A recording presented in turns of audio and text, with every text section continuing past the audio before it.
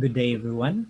Today, we're going to introduce Karel the Robot, introductory programming environment to teach students the fundamental concepts and skills of programming. We will also practice conditionals and iteration. So last time we did some patterns, and most loops that we are using are for loops, nested for loops. So in this practice, we're going to utilize while loop as applied to solving Karel problems, emphasizing logic and structure over calculation. We will also install a package with pip package manager. We'll also introduce precondition and postcondition concepts in programming and introduce basic debugging concepts. Like when you see the output, how will you modify the program for you to be able to satisfy the required output. First off, let's clarify the difference or the distinction between while loop. My experience using these loops, I usually use a while loop if I don't know how many iterations I'm going to take. So the number, if I don't know the number of iterations, I usually let the condition decide it. So in that case, I will go for a while loop.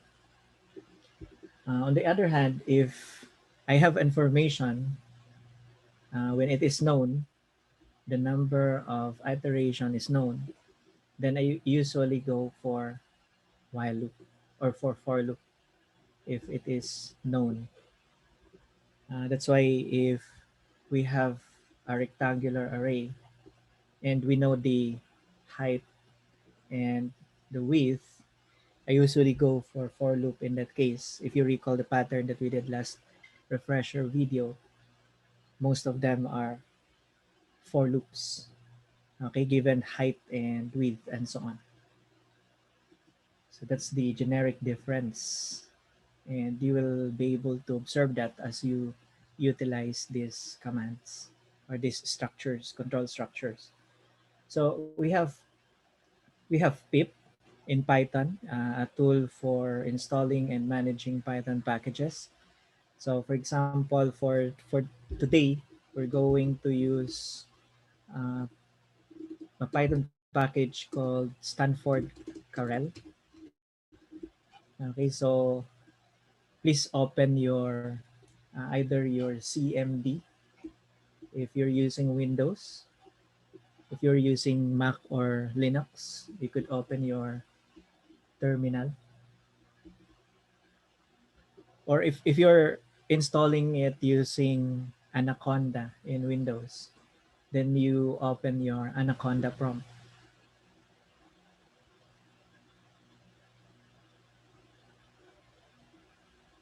Okay, in my case, I pre-open my Anaconda prompt,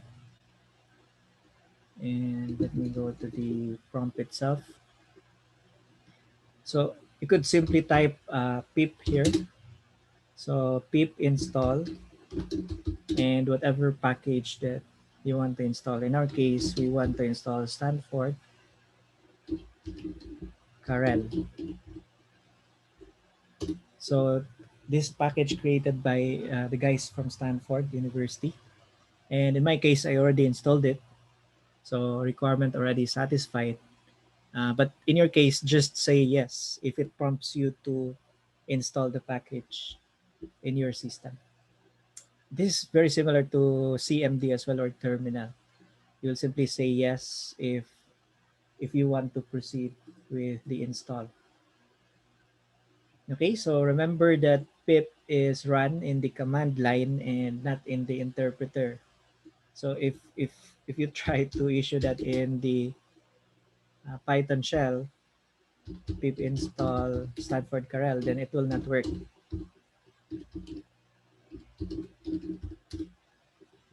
Okay, so it will just, in my case, it will hang. Okay, so anyway, it should be run in an Anaconda prompt or in a terminal, or if you're using CMD, you could also open your CMD. And when you install this, okay, you could already import Karel. So if we're trying to import, let me import Karel.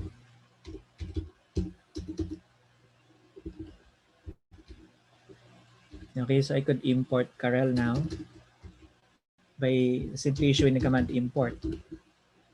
Let me make this a bit.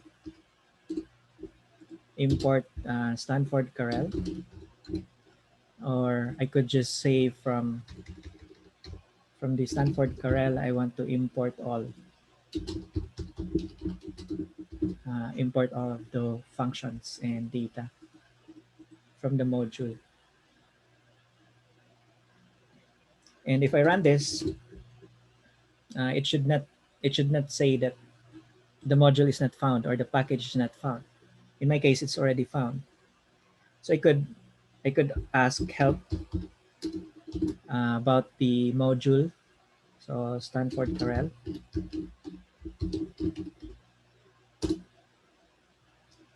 and it will give me the list, the documentation. So this module defines the necessary functions and definitions that student must import in order to avail or to write a Karel program. Any new Karel file must include the following lines. This is the import. Okay, the original author is Nicholas Bowman and maintained by Tyler Yap and Kylie Chu. So with MIT license. So beepers in bag. Okay, these are the common functions that you will be able to see. We will try to introduce them one by one later on. And you have also data for the colors. Okay, so if you have this, if you were able to import already, so if you did this already, so that means that uh, the installation is successful.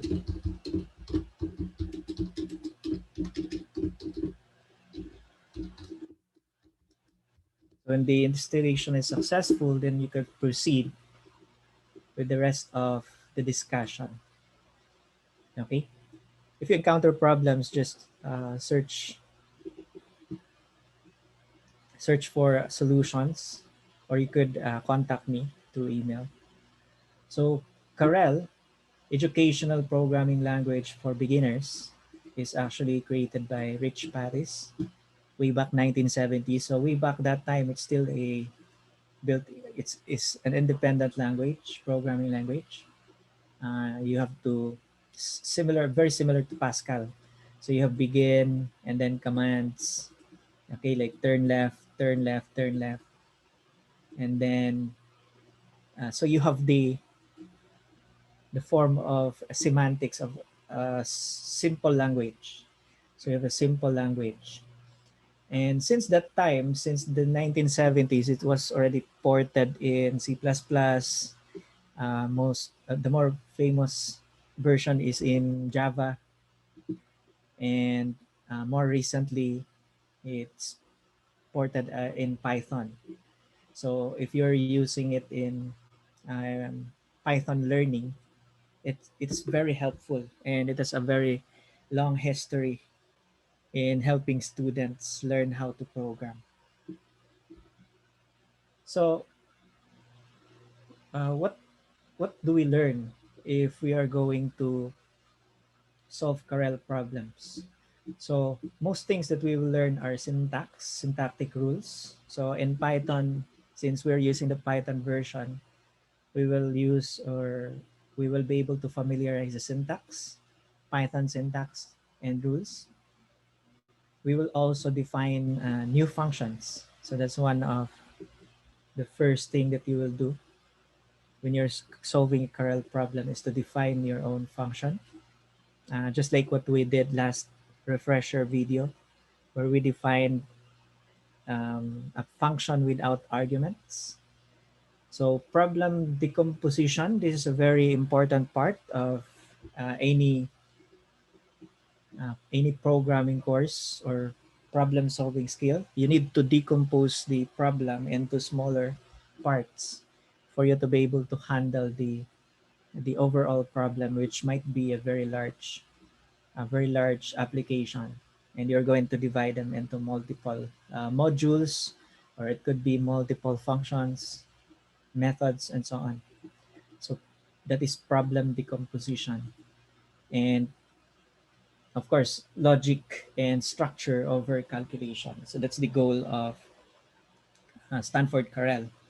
So the idea is to familiarize the student with the control flow, conditionals, the patterns of a program, as opposed to just the calculation of a certain value. So drill one, okay, hopefully you have already installed Carell in your system. Again, the way to do that is just to issue the command pip install Stanford Carell. You could look at the website for documentation purposes. You don't need to download, because you could also download the actual package from the website, but you don't need to do that. You could just use the package manager for that. Okay, just use this command and it will take care of everything. It will download the package to your system. So issue help. Okay, we did that already. So we issue help on Stanford module for documentation and familiarize the Carell commands. So just read through it. So the idea is, as you could see, the functions here return booleans. Okay, so these are boolean functions. Majority, in fact, are boolean functions, and some, like move, is actually the agent Carell. It's the action of Carell, so it returns nothing. And the rest are booleans again. You could also do paint a certain corner. You could pick beeper. You could put a beeper. So the beeper in Carell's world is just a diamond figure, okay, that Carell will distribute or will pick. So right is black, right is clear, and so on. And run Carell program, this is how you execute the Carell program, including the GUI, the graphic user interface. Okay, so that's the familiarization part. Okay, let's run a simple Carell program where Carell moves forward 3 times. So by now, please install Carell already, Stanford Carell, to follow the rest of the refresher video. So as I've stated earlier, if you have installed it already, so you could import. So from Stanford Carell, let's import all of its function. And you could define a main. So the main function will be the entry point, just like any other program. So this will be the entry point of the assembler. So assembler will execute looking at the main, and then whatever is the first line after that, like in this case the move, that will be the one that is executed. So I will simply put a doc string. So this will be the entry point.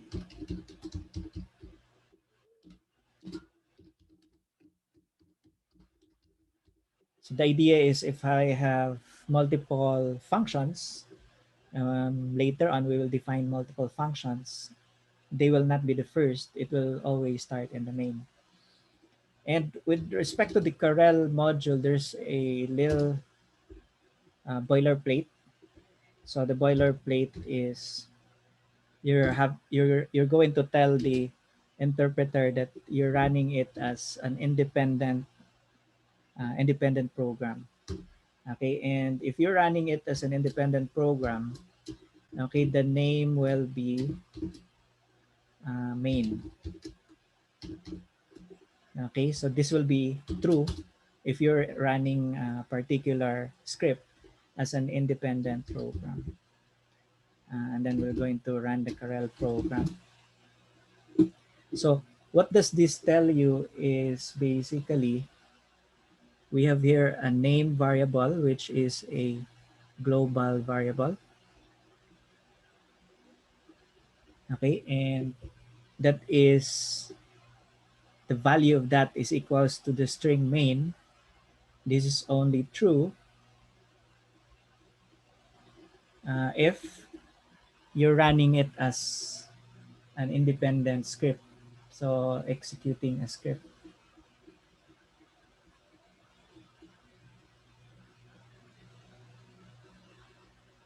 Okay, however, this will become false. So the name will not be main. This will become false if you're importing it as a module.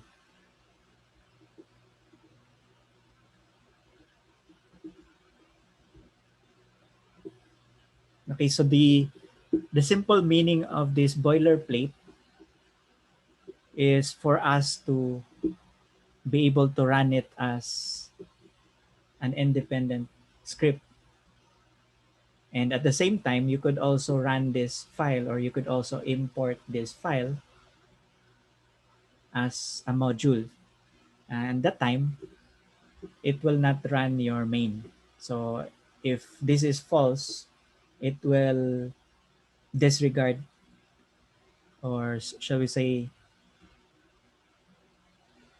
okay, it will not execute, disregard, okay, your main function. Okay, that's just a minor boilerplate. So if that is a bit vague for you for now, that's okay. We will get used to this later on. Okay, but for now, just think of it as a way for Python to be able to import a certain module or a certain file. And at the same time, it could also take care if you're executing it as an independent script. Okay, so we're running it as an independent script right now. So we need the main. And if I run this, okay, it will create a GUI. So this is Karel, actually, Karel the Robot. So we have not introduced Karel the Robot formally. So Karel the Robot is living in a two-dimensional world. So the idea is these are corners and Karel can move forward. So if Karel moves forward, that command is move. Karel can also, as you have seen earlier, can also turn left. Okay, so turn left is basically 90 degrees. So if Karel will want to turn or go to this second level, it should turn left, and after turning left, it should move. Okay, so in this case, these are the boundaries of your world or the border. You could consider them as walls. And for now, we could run the program, okay, by just clicking the run button. And since the main is the entry point for execution, it executes our move.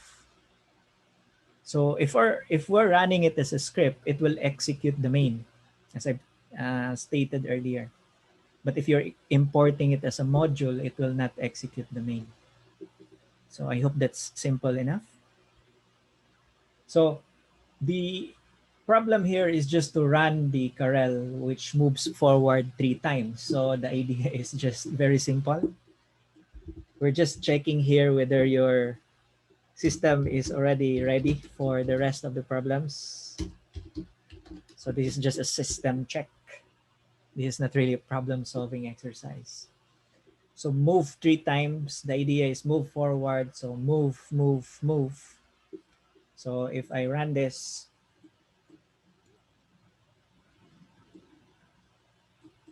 okay, let's run this. And the expected output here is Karel will proceed to, in the first move, it will proceed in this position, second. In the second move here, and in the third move, the final move, it will be at position 4. So for 1. Okay, let's run this. And that's it. So this is the idea. Your Karel now is in the final position. So problem solving with Karel revolves about an initial state, in which case, if you look at earlier, the initial state was Karel is facing to the east. Okay, so you could also consider this east, north, south, and west. So Karel is facing to the east. Karel is at position 1, 1. Okay, and after that, Karel is in the position 4, 1 and still facing east. Okay, but the idea is you have an initial position, initial state, and you have a final state or expected. Okay, so I hope this drill is simple enough. We could keep the import. Okay, I will just comment out these main functions. Okay, for the answer key. But the idea is we could still retain the import because we are going to utilize this later. So just a brief summary of what you could do with Karel. So Karel can move as what you have seen. So Karel can also turn left. Okay, let's try this. Let's try this with our program. So can also turn left. So after moving, maybe we could turn left. Okay, just to show Karel's action capability. So if you run this code, it will go to this position at 4 and it will turn left. Now, his turning left is, in this case, it's like going up. But the idea is initially, prior to turning left, Karel is facing to the east. Okay, and after the turn left, Karel is now facing north. So in that case, Karel could also move 3 times after that. So let's just play with Karel a bit. Okay, could have another move 3 times and it will go up 3 times. Pretty basic. Okay, but if you're wondering, maybe Karel could also turn right. Okay, the problem is at least the basic Karel cannot do this. So let's run the program. And as you could see here, okay, Karel crashed. And this is a simulation of a bug in your code. So if you notice that Karel crashed after a solution that you created, it means that there's something wrong with your solution to the problem. Okay, and in this case, that mistake is there is no turn right. Okay, there is no turn right for Karel, and I will explain that in a minute. So the idea is these are the basic actions that you could do with Karel. Okay, the none here simply is a type. The none type simply means returns nothing. Okay, just like print function, it returns nothing, but it does or it performs something. Only that it returns nothing. So the idea is move. Okay, could turn left. We have already seen this. Pick beeper, put beeper, and paint corner. So let's try the last 3. Okay, let's first put the beeper before we could pick the beeper. So after moving, maybe Karel could put a beeper, and you will know what a beeper is. A beeper will simply look like a diamond object. So another put beeper, and let's move. And then let's put another beeper. And after putting the last beeper, let me pick, okay, that beeper. So pick beeper. Okay, so let's run this.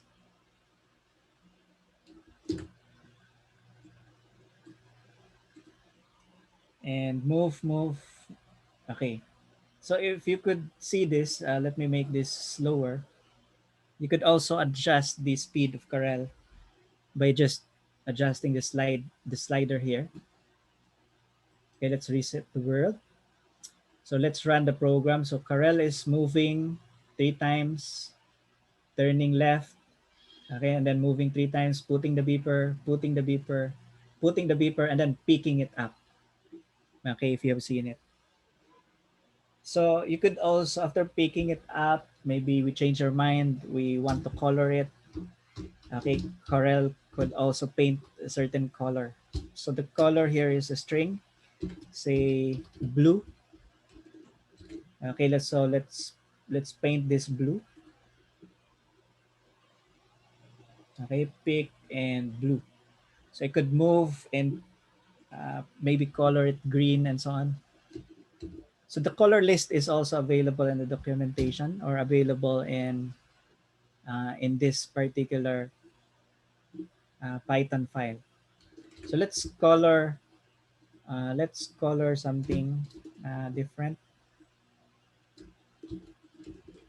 Okay, let's move and let's paint it with green in this case. Okay, let's run the program. And okay, blue and afterwards green. So pretty much that's it with the action of your agent, or the agent here is Karel. It can move, it can put beeper. So it's very limited. It can pick the beeper, it could paint the corner and so on. And based on those movements, based on those actions, you're, for example, you're going to create your own solution to particular problems. So let's see.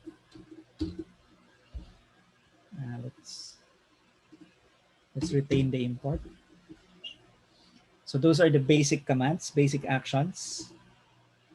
And as you could see in when we call the help, okay, the help in Karel, the Stanford Karel module, you notice that majority of the methods or majority of the functions there available are Boolean.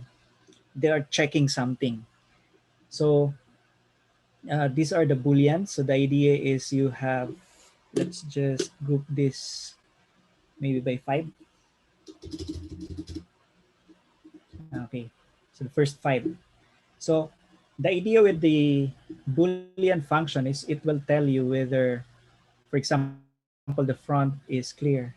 So you might say that where is that front is clear? Okay, like let's retain it here.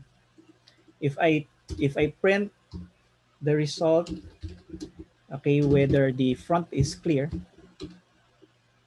okay, what do you expect here? Front is clear. So this is a function. This is not a variable. This is not data. So when we run this, okay, let's check the print later on. So after running this, what's expected here is Karel will move forward.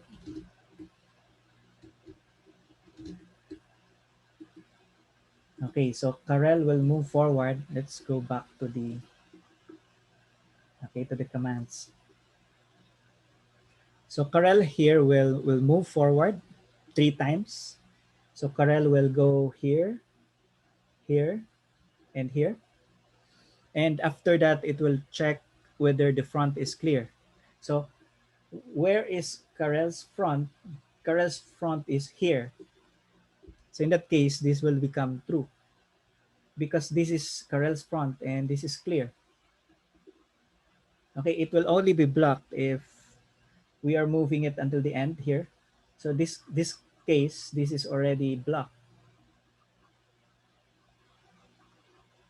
in the end, but we're a bit far from the end, so this should return true. Okay, so let's run this. And indeed, if you have seen the output here, so the output here is true, because if you look at Karel's final position, the front is clear. So let's make this false. So we could move this farther. So if it's 8, we could move this 8 times or 7 times, because we started at the first position. In this case, so let's run Karel again in this case. So let's clear this. Let's run. And let's analyze what will be executed by the assembler. So you have one move, so it will go here. How many? 2, 3, 4, 5, 6, 7. So 1, 2, 3, 4, 5, 6, 7. So the final position of Karel now will be here once you execute it. And the front here, okay, is already blocked. So in that case, if the front is blocked, this will already be false. Front is clear will already be false. So let's see. So move, and then it indeed it give you the false. So it give you the false result here. So if you have noticed, with those conditional functions, you have a sensing mechanism. So you are able to sense the state of Karel within the world. So within the world, Karel is in front of a wall, and that is blocked. The wall is blocked. So the front of Karel is not clear. So that's the idea of the Boolean or of the conditional functions. It will give you feedback or sensing mechanism for Karel's state. So you could also check whether the left is clear. So if Karel is facing here, Karel's left is here. So this is Karel's. Let's make this. Okay, let's put Karel here. So if this is my Karel, okay, and this is Karel's forward, front, okay, so this is Karel's left, 90 degrees, and this is Karel's right. So you could also check whether left is clear or whether left is blocked. You could also check whether right is clear or right is blocked. You could also check whether beepers are present. So, or no beepers are present, or beepers in bag, because Karel is carrying a certain number of beepers. Although by default, usually it is infinite beepers. But the idea is if you're creating a Karel world, you could limit the number of beepers that Karel carries. So that's why you could check whether there are beepers in bag. Okay, so let's check whether there are beepers in bag. So let's just play with these values. So whether beeper is present. Okay, so in this case, this is false. Okay, because we don't have beepers. So can we run this again? We did not install beepers. So the first one is false because we are blocked already. And the second print, beepers present, will also be false. So false and false. And that's it. That's the output, false and false. Okay, we could say no beepers present. Okay. And that's the negative. So let's run it again. and true. So there are no beepers present. So feel free to play with the conditionals. Okay, beepers in bag. So if there are beepers in bag, so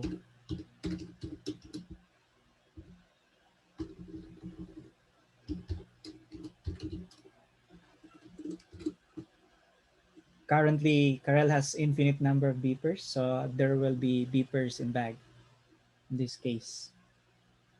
So let me install a beeper in the last one, and then let's check whether beeper is present. So let's put beeper and beeper present.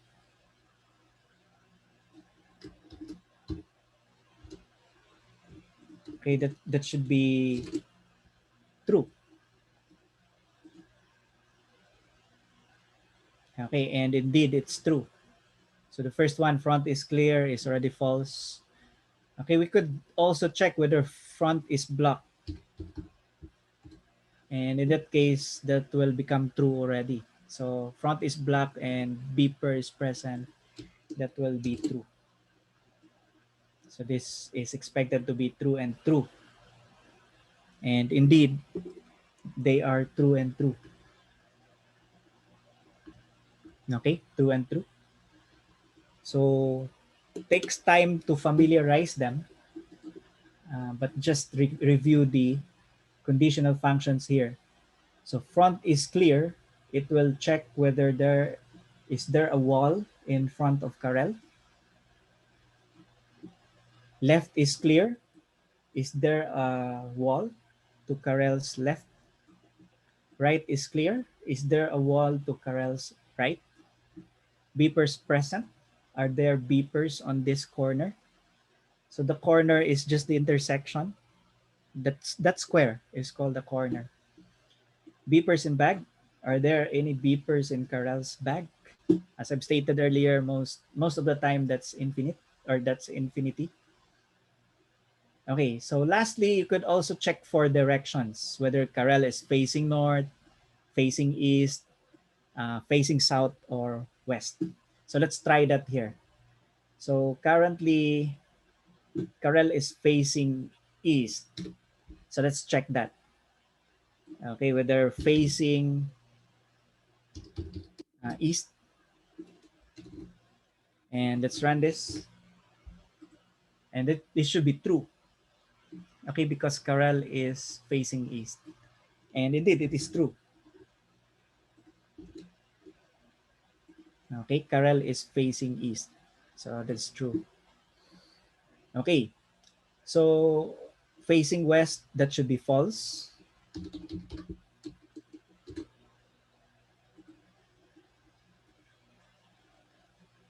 Indeed, it is false as the output. Output is false, and so on. So we could now proceed to some drill problems.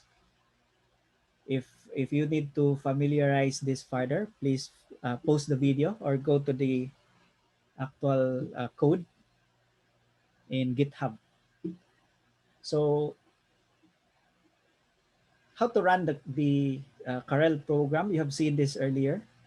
I simply called the function run Karel program, which by default will accept an empty string, but you could also specify the particular world. You will be able to see that later on. Okay, you could move. It moves forward one square. You could turn left, turn 90 degrees to the left, and you could put beeper. So I'm just listing here the most common Karel commands. Okay, the last one being the color or the paint corner. So for the first drill, feel free to post the video for the first drill. Is the idea here is to write a Karel helper function to make Karel turn right. As you noticed, Karel has no turn right command, as I emphasized earlier.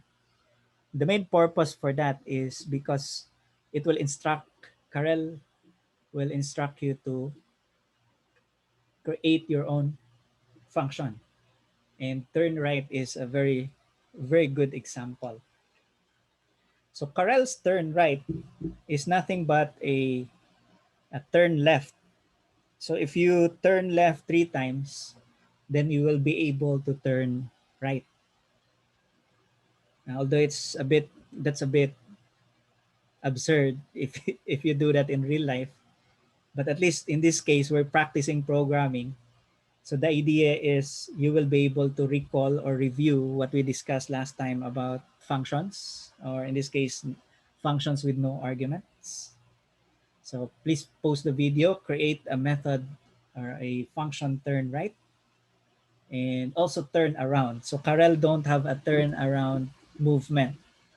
So it's up to you to create your own. So this new function now will extend Karel the Robot's capabilities. Okay?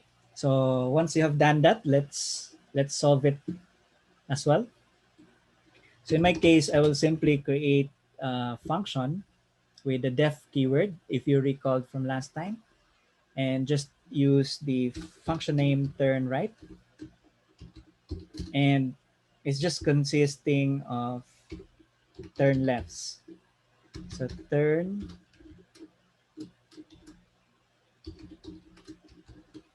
left, just just repeat this 3 times, and then you're able to turn right. So let's try this one. Okay, define function. Okay, define the main. We already imported it beforehand. And let's call the function in the main. As I've stated earlier, the entry point of the program is the main. So if you want to turn right, okay, you need to call it in the main. Otherwise, this will not run. And the boilerplate to check whether we're independently calling it as a script or importing it as a module. And the final run. And that's it. So if you run this, okay, what's expected here is Karel will turn left. So it will go to the north, turn left, go to the west, and finally go to the south. Okay, because the right here, remember, if we're to execute turn right, Karel should face to the south. Okay, from initials face to the east, Karel should face south after turning right. Okay, but it's not an immediate turn. Okay, but for this particular environment, for this particular world, it works. Okay, so that's it. We made Karel turn right. So let's reset again so you could show. Let's make it slower. So turn left, and another turn left will make your Karel turn right. So not that exciting, okay, but let's formalize this with a doc string. So let's just write makes Karel turn right. Okay. So the next is turn around. Write a helper function to make Karel turn around. So helper function, that means it's not the main function, okay, because the main function here will run the actual code. This will execute the actual program, or as I've stated earlier, this is the main program. Let's just call this the main program, entry point of your interpreter. So we could also define another function, which is a turn around, and hopefully you have already guessed how to do it. You will simply turn around. If you turn left twice, then that is already turning around. So makes Karel turn around. Okay, so let's try that. After turning right, let's try to move. You cannot move it, it's blocked. So turn left again. After turning it left, let's move and turn around.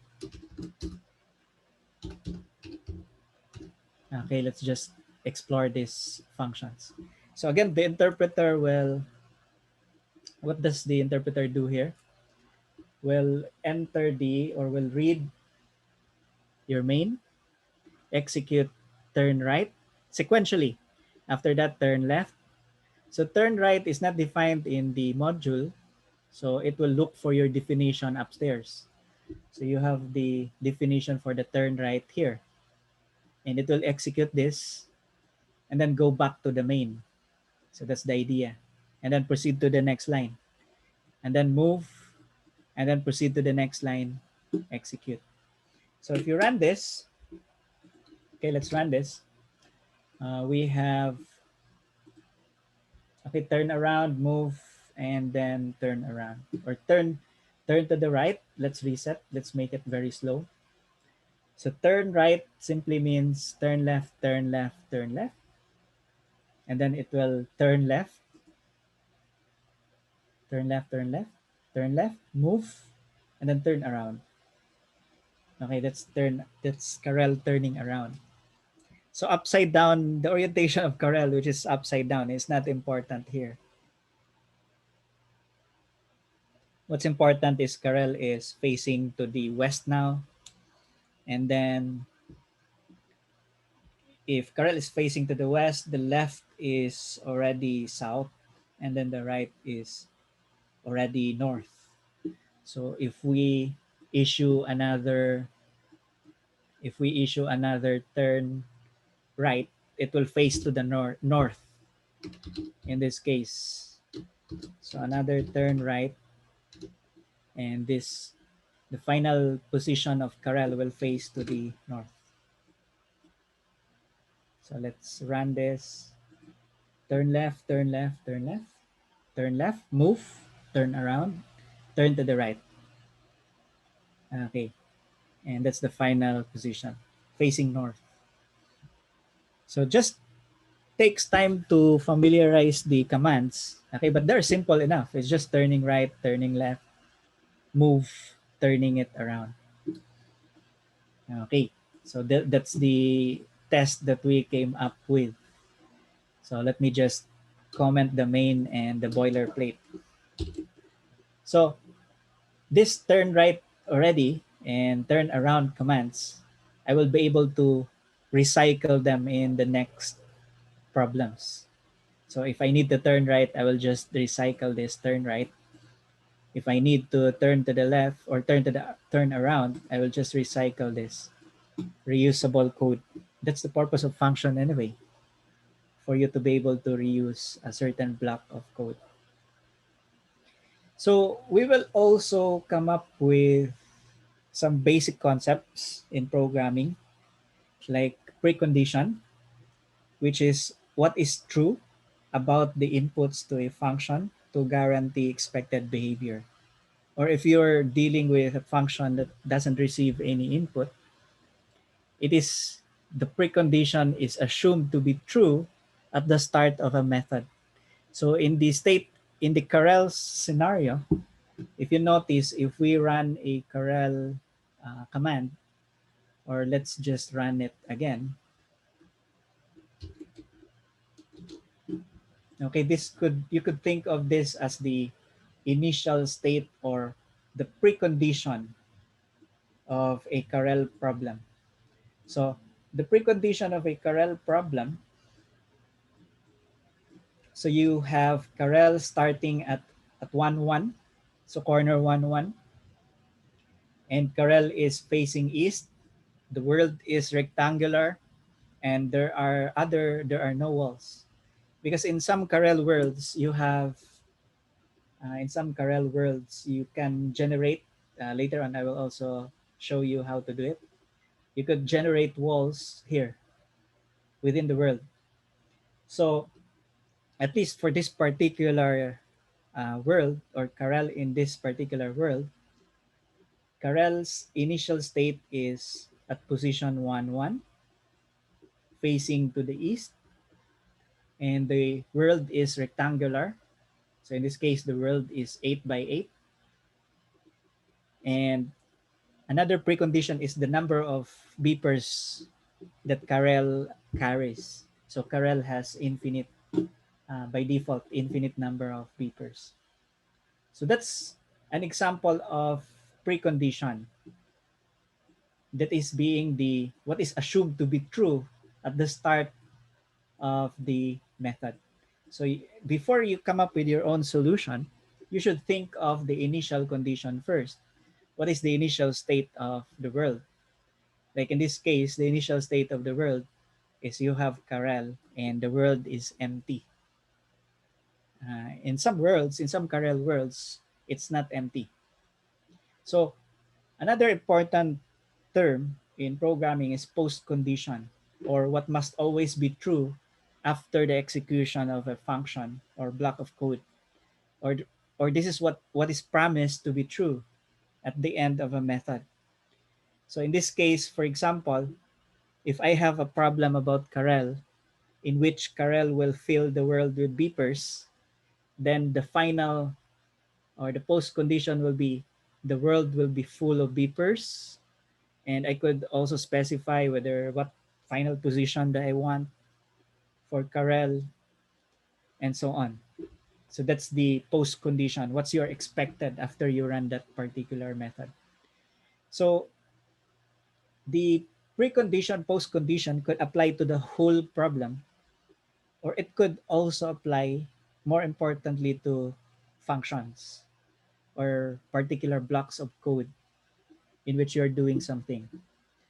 Like for example, in this drill 2, so we could think of it in terms of precondition and post condition. So let me comment this first, and let's proceed to the solution here. Again, please pause the video and try to solve it yourself. Write a Karel helper function to put beepers in a row. And then you also specify the precondition and post conditions of that particular function. So if we're going to write this, again, after you have post the video and come up with your own solution, let me solve it. So we could define a helper function to put a beeper line. So I will just call this put beeper line. And okay, my precondition is I could just say specify that Karel at initial state um,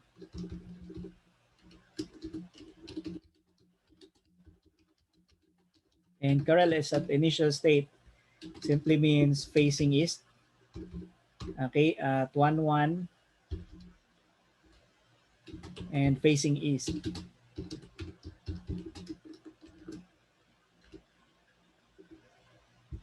With infinite beepers.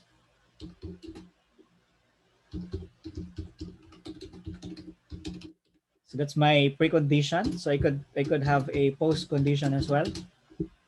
After that, after solving the problem, it is expected to put beepers in the row. So beepers will fill the row.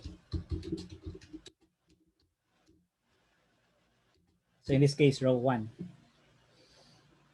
So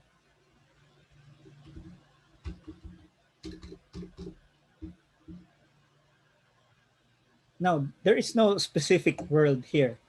So the common idea, if you're just new at programming Karel, is you will be tempted to utilize a for loop. For example, if you are, let's just pass this for now. So pass is just do nothing. And after that, let's define main.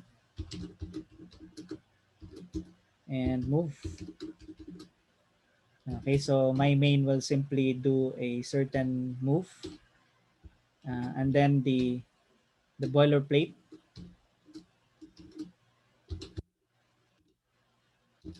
Okay, run Karel program. So if we're going to do this, the usual beginner's temptation here is just to count. So to count the number of places for the beeper. So if there's 8, you could just say a for loop. So maybe for I, this case 1, so 1, 2, 3, 4, 5, 6. So 8 minus 1, which is 7. So putting a beeper line, the beginner might be tempted to come up with a for loop for I in range, say 7. You could just come up with a move and then put beeper first. So put beeper and move. Okay, which is slightly works. But the idea here is we did not call it yet. So let's call it in the main and run the code. So it puts the beeper, but not in the last position. By the way, they call this the when you are doing a while loop in a certain world and you notice that you cannot fill the last position, they term this as fence post error.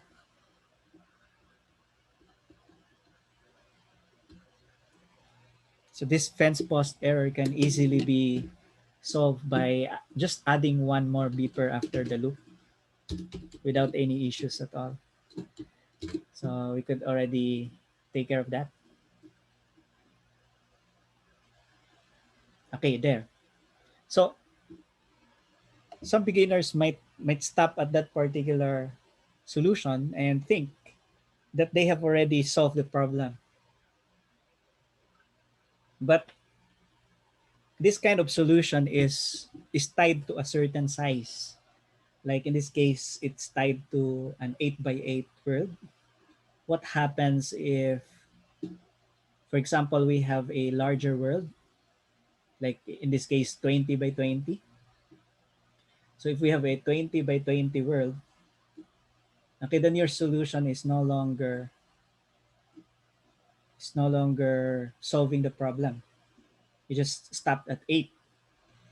What happens if you're having a smaller world? So let's load maybe 7 by 7. So it's off by 1. And if you run your program, okay, you are already informed that Karel crashed. So this is an example of a bug in your code. That's why Karel will also train students in debugging a particular code because it will inform you if your solution has errors without even crashing the memory of your system. So way it's a very good way of training beginner programmers. So when you see Karel crash, ah, the solution has something wrong, or there's something wrong with your solution. And indeed, there is, because I simply estimated that this is a world. So the problem here is put beepers in a row. Okay, I should specify this problem a bit more. Applicable to any Karel world size. So in that case, if we're having a generality, so your solution should be general. In this case, do not use a while or do not use a for loop. So for loop is not a good solution here. Okay? As I've stated during the introduction, You use for loop when you specifically know the iteration, the number of iteration. Otherwise, if you're not sure about this, then just let the condition decide. So if I'm going to replace this with a condition, and I hope your solution is while based, so I will simply say while front. If you recall, there is a front is clear Boolean or conditional function that will check whether there is a wall in front of Karel. And this is perfect in this case. This will this will put beepers. Okay, so this will write the Karel at the initial state. So beepers will fill row 1 completely, will completely fill a certain row. Okay, it so happens that our initial scenario is we are at row 1. So let's try to run this on different sizes. So base case, okay, yes, you're able to fill an 8 by 8 world. So the line is filled. You could also change it to 20. If you recalled earlier when we changed to 20 by 20, our for loop based program already broke. So it simply filled the 8 places. Okay, however, what we need here is to fill the 20 places. How about if it's smaller? So if it's smaller, like maybe 6 by 5, this should still work. And it did.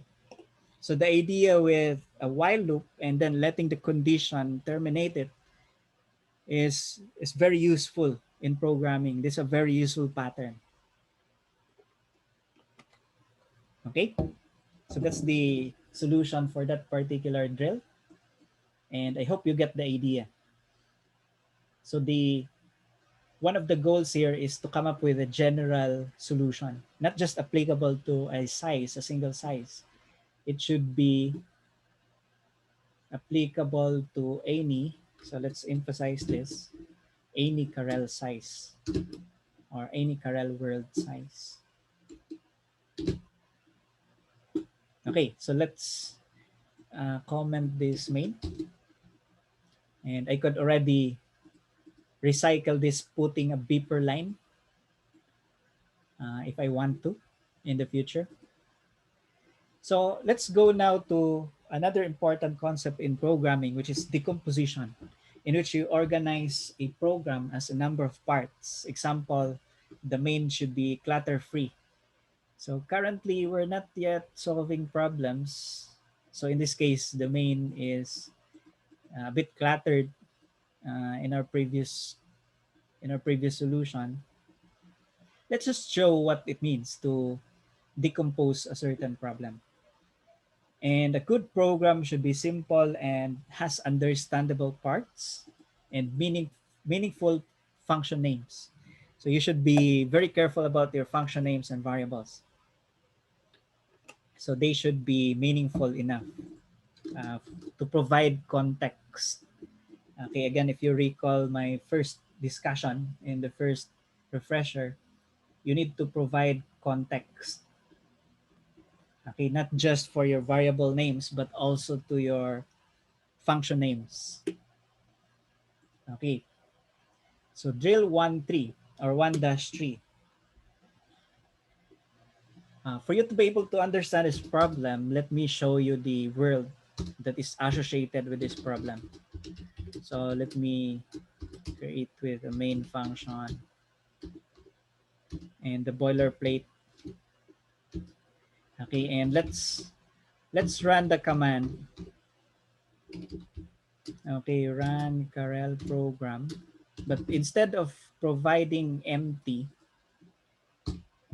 empty string, Okay, we could provide collect newspaper Karel.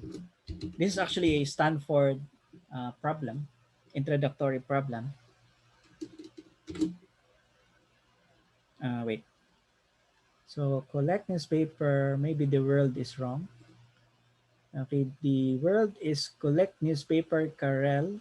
Collect news, collect newspaper. Okay, Karel.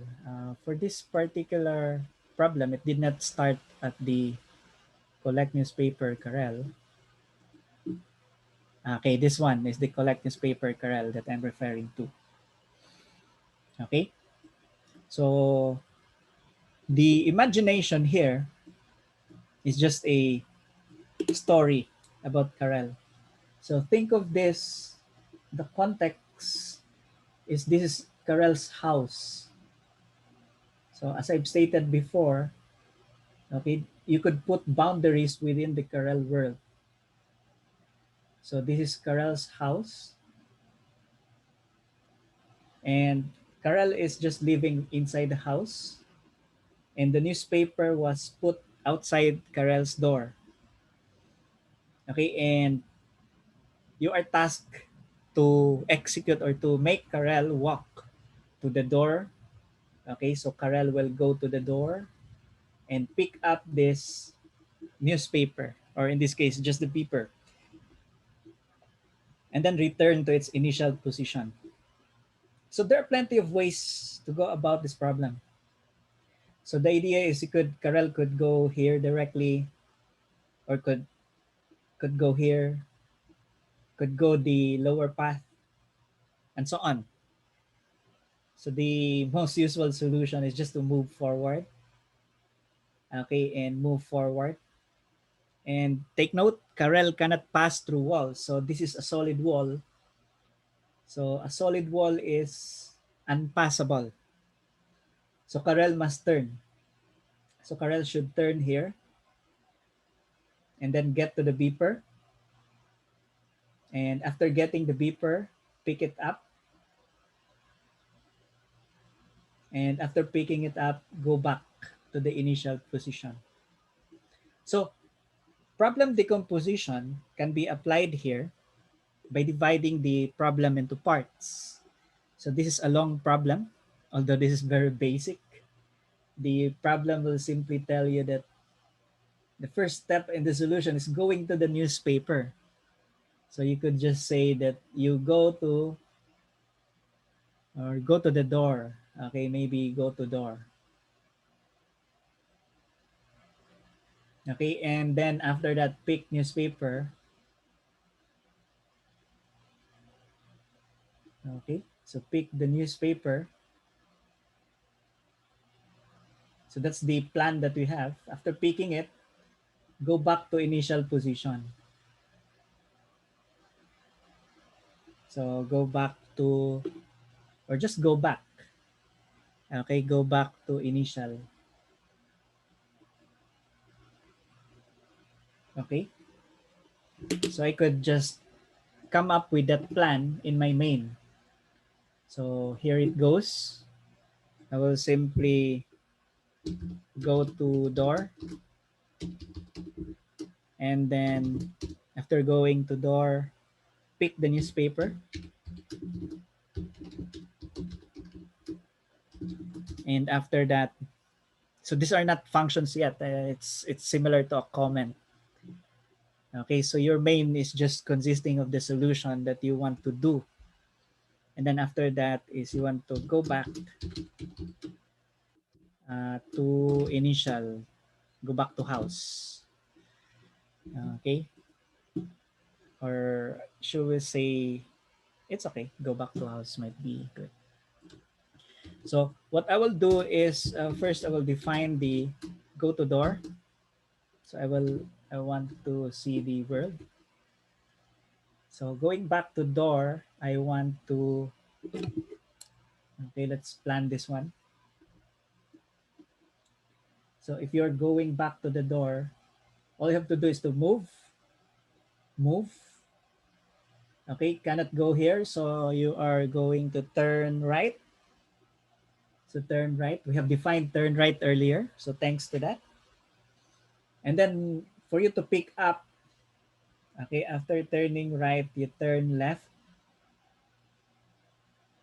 Okay, turn left and then move. Okay, so let's try that. So going back to door, okay, or going to the door, we have to move twice and then turn right, which we have previously defined. After turning right, you move, and after you move, you turn left, and after turning left, you move. And let's see, it's a bit long. Okay, so let's comment the rest of the solution first. Let's just run our solution. Okay, let's run this.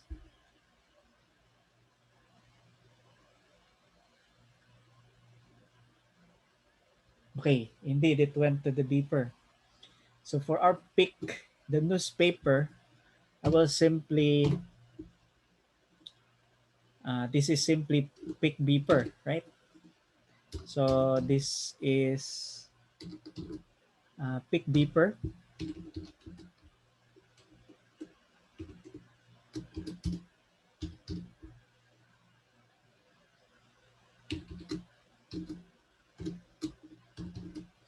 And then after that, lastly, go back to house.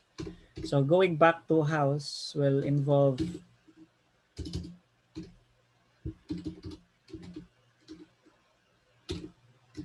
okay, going back to house will involve turning around. Okay, turn around and then let me see the word. After turning around, move, move, move, and then turn right, and then turn right, or turn right, move. Okay, so three moves. Okay, so turn around, three moves,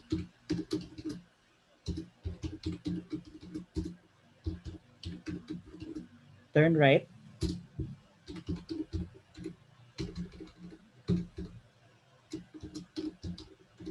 After turning right, you move, and finally you turn right after this.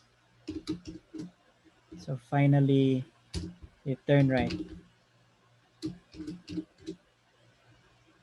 and pretty much that will solve the problem. So we could just document.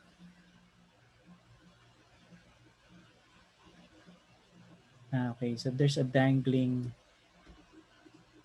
Let's comment this.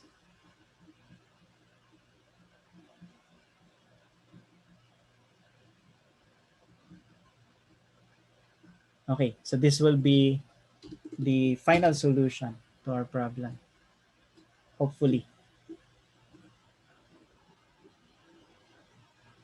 So after turning right, move, pick the beeper.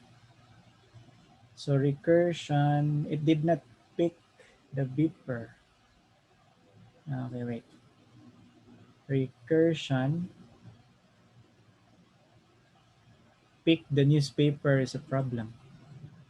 So when it picks the newspaper, it's recursing. I did not say pick beeper. Okay, it's recursing to the function or calling the function within the function. Anyway, control B. This should work this time around. Now I turn right and then pick the beeper, go back, move, move, move, turn right, and then move, turn right. And that's it.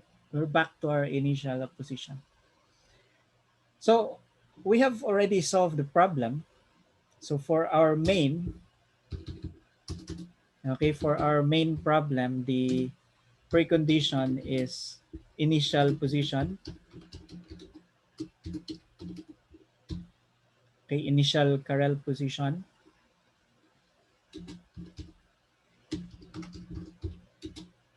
With newspaper outside the door.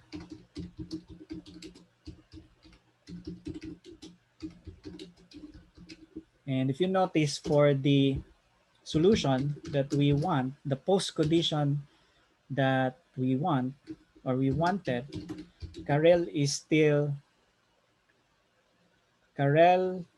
already picked the newspaper and back to its initial position. So after that, Karel is back to its own or its initial position. That's why, as you could see in the final scenario, this is not the final scenario. These are the old scenarios. So let's run the code again. So this is the initial scenario in which Karel is at initial position inside the house. Initial position in the house. Okay, with the newspaper outside the door. So the post condition, Karel already picked the newspaper and back to the initial position. So if we run the code, okay, Karel will already pick up the newspaper. So the newspaper is no longer there. But Karel is still back to its initial position. So this is the precondition and the post condition of the whole problem. That will go to the main. So initial Karel. Okay, but independently, we have subdivided them into multiple parts. Decomposition. So this is what's the meaning of decomposition. When you are organizing a program, it's a number of parts. So the main will be clutter-free. Although this is not always possible, okay, but it's a good practice. So each of these functions will also have its own pre and post condition. Like for example, going to the door. So you could argue that the precondition here, okay, the precondition here is the initial position. So Karel at initial position. Okay, with still the beeper is there. And then the post condition is, okay, initial. So the post condition is Karel will be already at the position of the newspaper.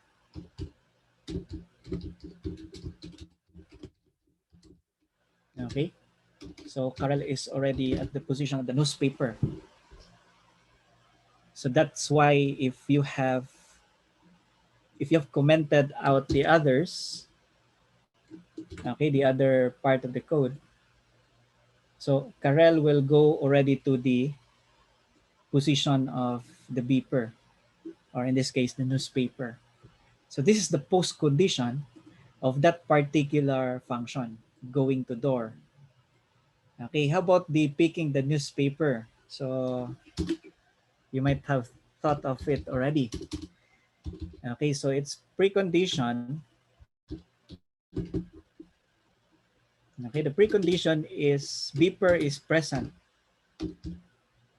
or Karel is at the position of the beeper.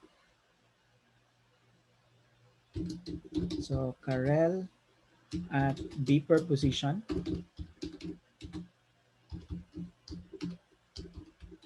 with beeper present.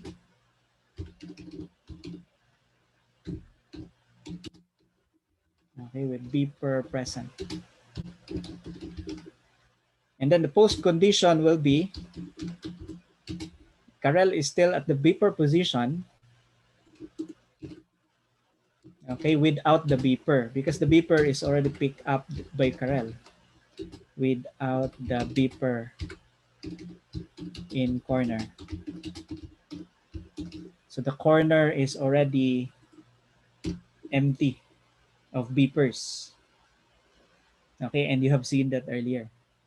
And finally, okay, the precondition, so it's like a sequence. Okay, for this particular function going back to home. Okay, the precondition here is you have Karel at the beeper position without the beeper in a counter. Okay, and then after that, you turn around. Actually, you could also take into account where Karel is facing, no? Like in this case, facing to the east. And the post condition, what you're expecting to go back to the house is Karel is back at its initial position. So Karel is back. Okay, Karel is back to initial position. And this is a very elaborate example of the program decomposition. So we have a problem, in which case you should make Karel to walk to the door of its house, pick up the beeper, and then return to its initial position. And then what you did is you divide the problem into sub problems. Okay, like because Karel is doing this problem, let's run this again. Okay, Karel is having this problem, um, picking the newspaper. So the first one going to the door will be Karel going to the door or the beeper. And then picking the newspaper, Karel will pick this up.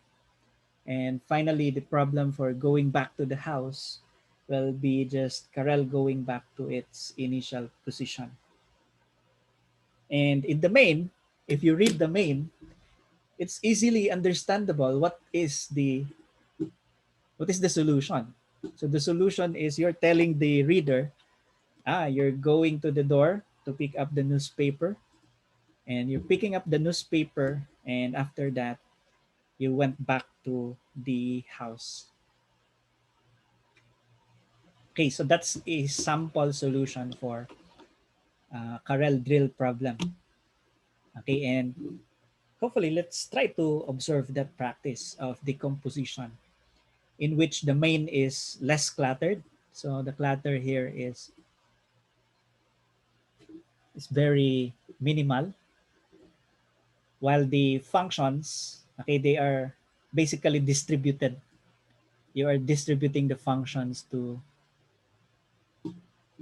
its own independent module or independent block of code.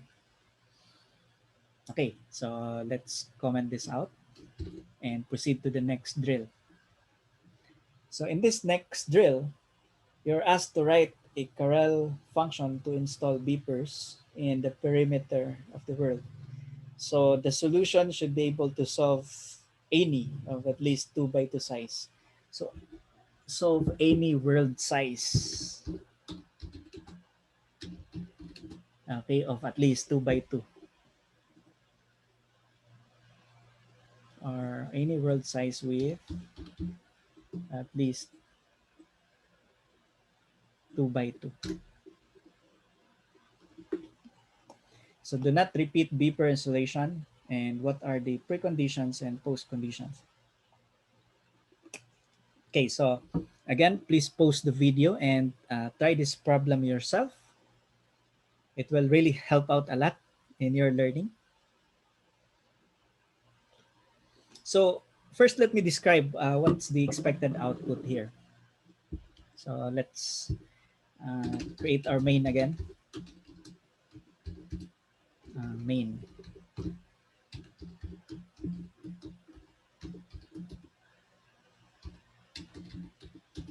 And the boilerplate, run Karel program. So just default word setting. So this problem is asking you to install beepers at the perimeter of the world. So the idea is if I have this 8 by 8 world, I'm going to install beepers in the perimeter. And I should not repeat this beepers. There's no repetition. Okay, just installation of these beepers. And if it's applicable to any world that is greater than 2 by 2, so it should also be applicable if the world is smaller, like 3 by 5. So it should also be applicable. So in this case, if it should be applicable, then you cannot use a for loop because the for loop will set a specific iteration or specific number of repetition. We will use while loop. Okay? And this is very similar to the row problem earlier where we created a beeper row, only that we need to modify it a bit. So let's recall what we did with the beeper row. So what we did with the beeper row is in this or beeper line, um, we simply issue the command while front is clear, put beepers. Okay, and the idea here is you can copy this one. Okay, and try it on our problem here in the main. So put beeper and it will put beeper. Okay, and then the front is blocked now. So you could just say, in this case, okay, if there is an obstruction, if there is a wall, you could simply turn left, okay, or move to the left. So the idea is, um, I could just call this method install beepers, install at perimeter. Okay, so this is not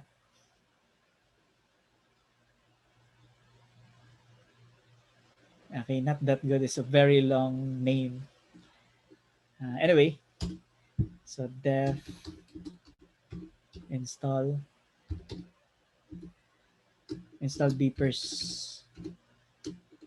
Okay, let's just change the name to a bit manageable. Install beepers. Okay, so while front is clear, so I could just say, um,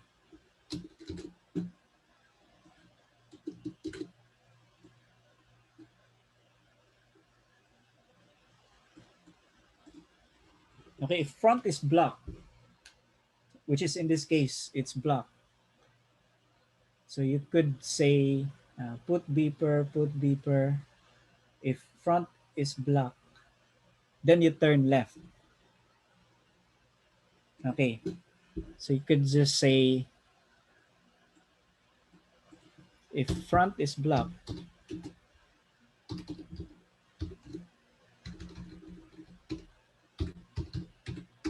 so this is also a conditional practice, then turn left. So turn,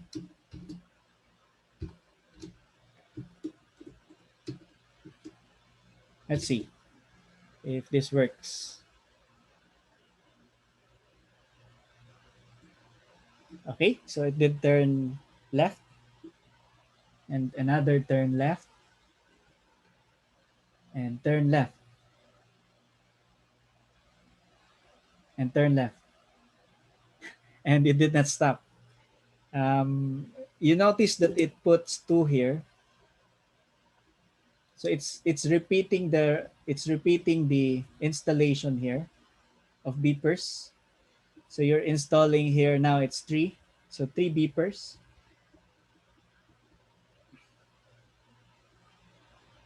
So this is a bug, a logical bug of your code or of your solution, because the problem states that you should not repeat the installation. Okay, but at least for this particular solution, we have repeated it. So you need an additional condition to terminate. Not just front is clear. You should say, if you look at the Boolean earlier, we could detect the number of beepers, or if there is a beeper present. Okay, if there is a beeper present, so you will install if there is no beepers present.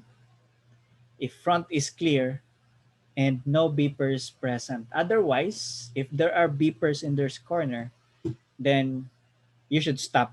You should stop already.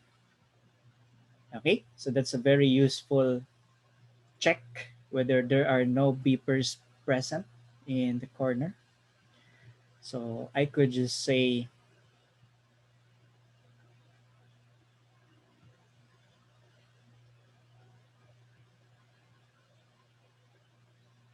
okay, I could just say, um, while front is clear and no beepers present.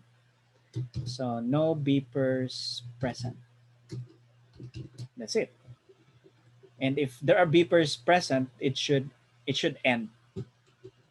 Okay, let's see if this already giving us the solution that we want.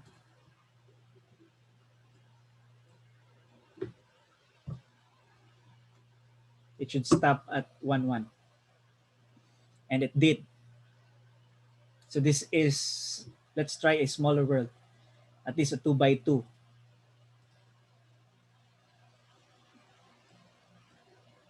Okay, it works. 2 by 2. 2 by 8.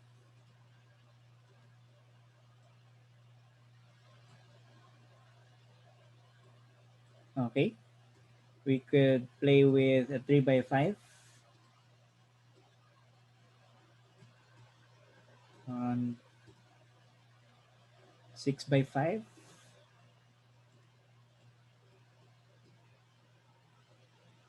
Okay, that's it.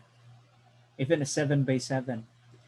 So since we are not using a for loop in this case, so this is dynamically adjustable to any size of Karel world. At least it's 2 by 2.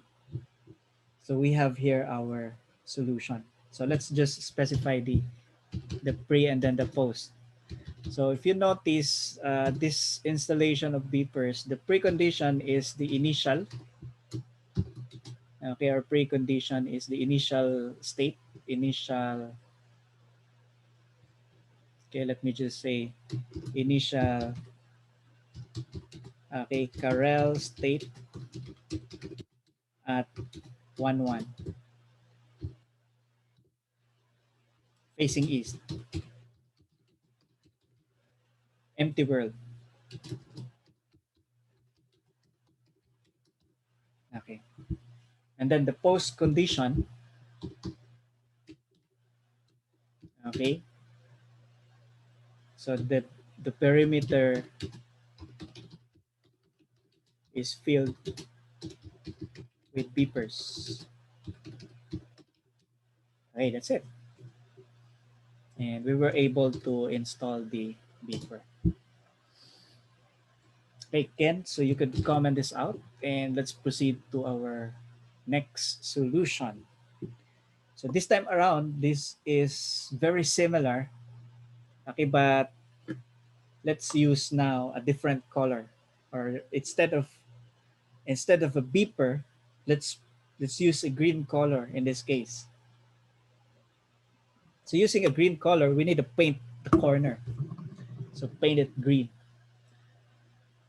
Let's try. So I okay, let's reinstall the beepers. So install, instead of installing, okay, this solution could be paint or install or paint color. Paint, let me just call this paint perimeter.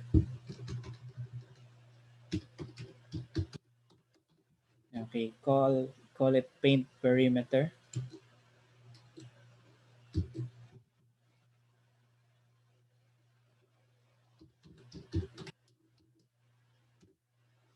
And painting the perimeter, the only difference is instead of putting the beeper, let's paint the corner. So paint corner, and maybe we have to readjust the condition as well. So paint corner, paint corner with green.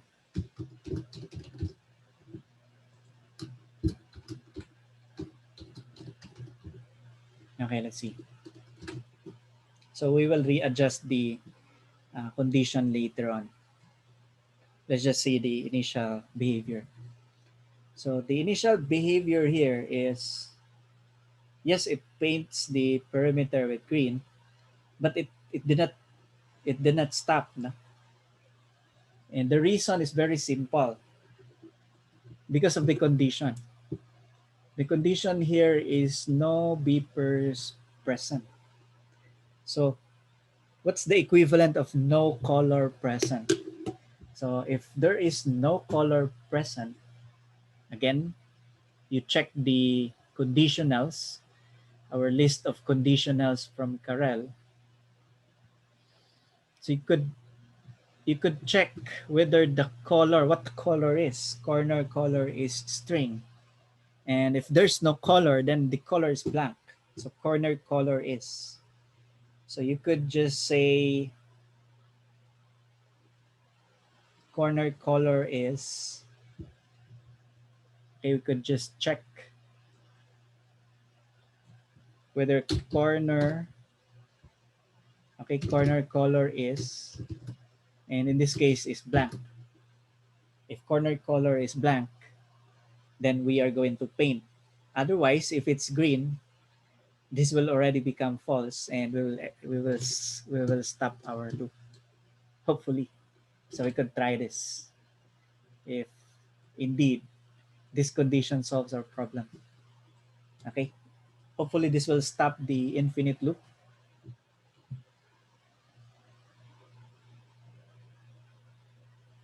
The corner color is no longer blank, and it did stop, and that's it.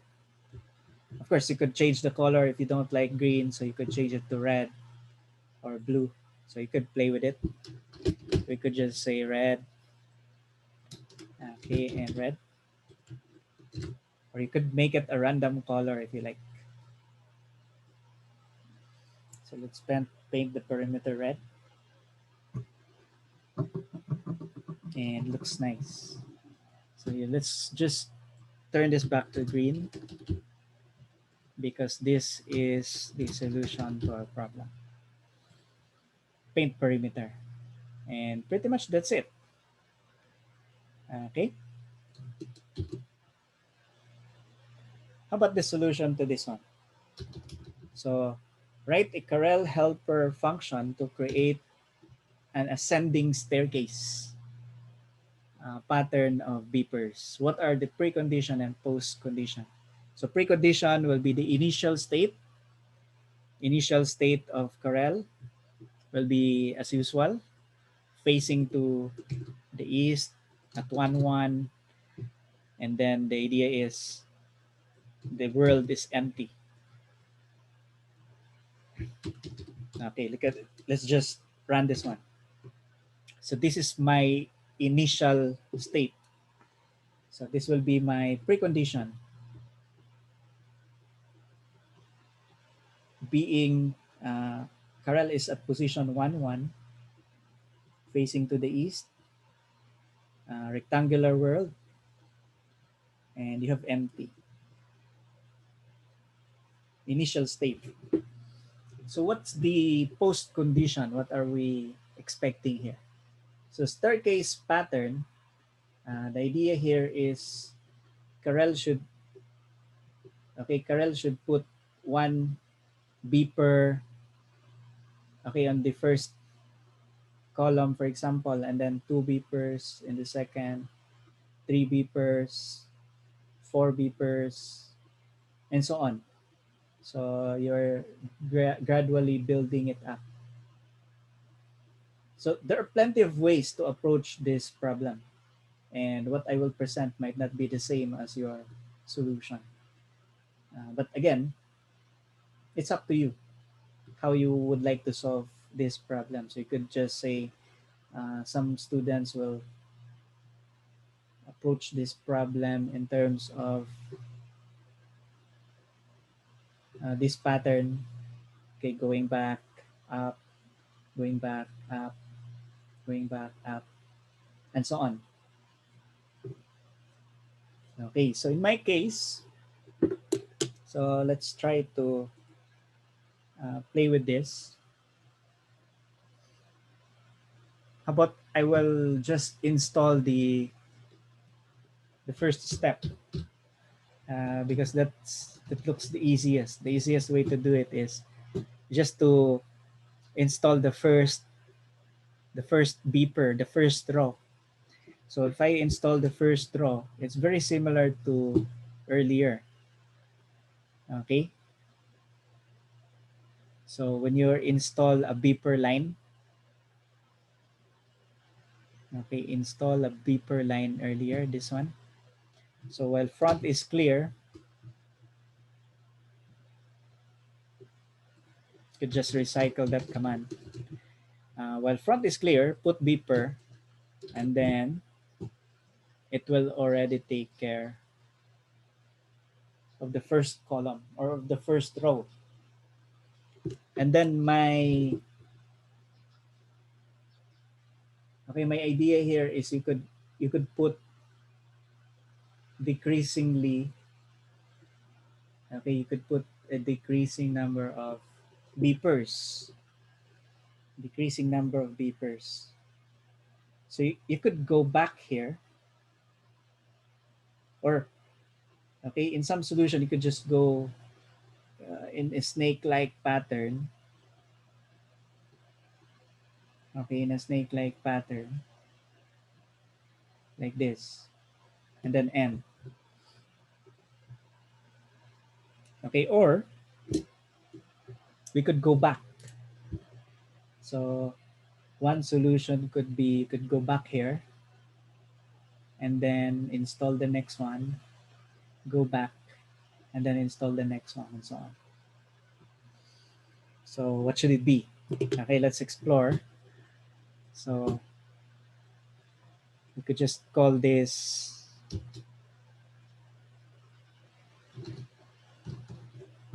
after we have installed the first row, you could say go back. Okay, go back to wall. So going back to wall, okay, let's just play with this first. Go back to wall. So this is my,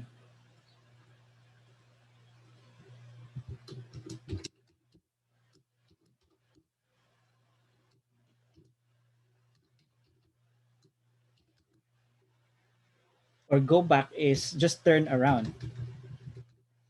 So you could just turn around and then go to wall. Okay, go to wall is not defined yet. So let me define this. So going to wall is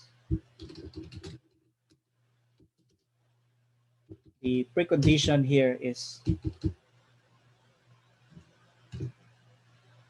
Karel is anywhere inside the world.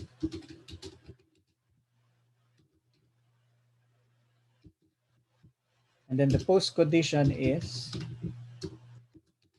okay, Karel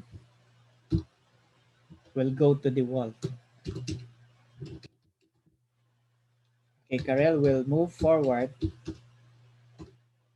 or will be located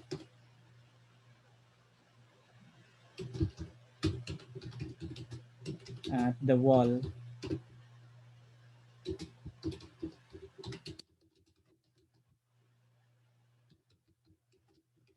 it's facing.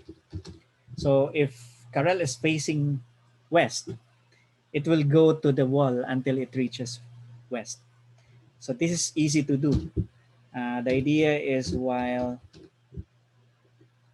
Karel is or while front is clear, okay, just move, and then you will go to the wall. Okay, so let's try this one. So Karel will install first the beepers, and it turned left. It should turn around. Okay, let's change this to turn around and go to wall.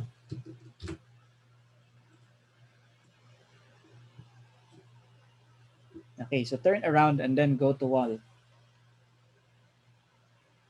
And then after this, you could go to the next position. So going to the next position, hmm, okay, going to the next position, go to the next level or go to the next floor or go to the next step. So you could say go to next step,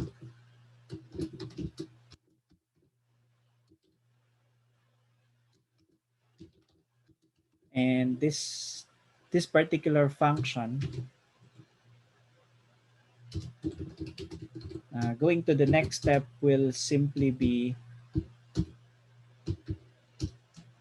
okay, the precondition. Okay, the precondition is Karel already went back to the position to the wall, facing to the wall. Okay, so the precondition is, okay, Karel is facing the wall to west.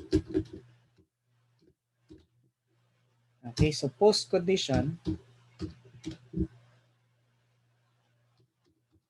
okay, you could think of Karel as facing now to the next step.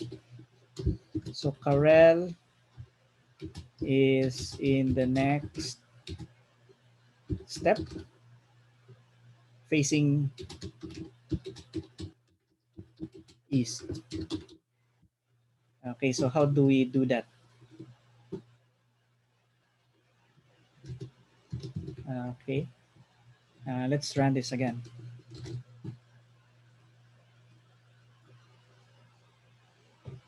Okay, so we went back. Karel is now facing to the wall for the west. What I wanted Karel to do is to move to the next step and face here. So I want Karel to be at this location. Why? So that Karel is ready to install the next beepers. And then install the next beepers. And then install the next beepers. So we could repeat, or we could put it in another loop, so that we don't have to think about the world size if we could make it proceed in an iteration. So this is, I believe this is simple enough. You could just, when Karel is facing to the west, you could just turn right. And then after turning right, you move and then turn right and move. Okay, so that could be the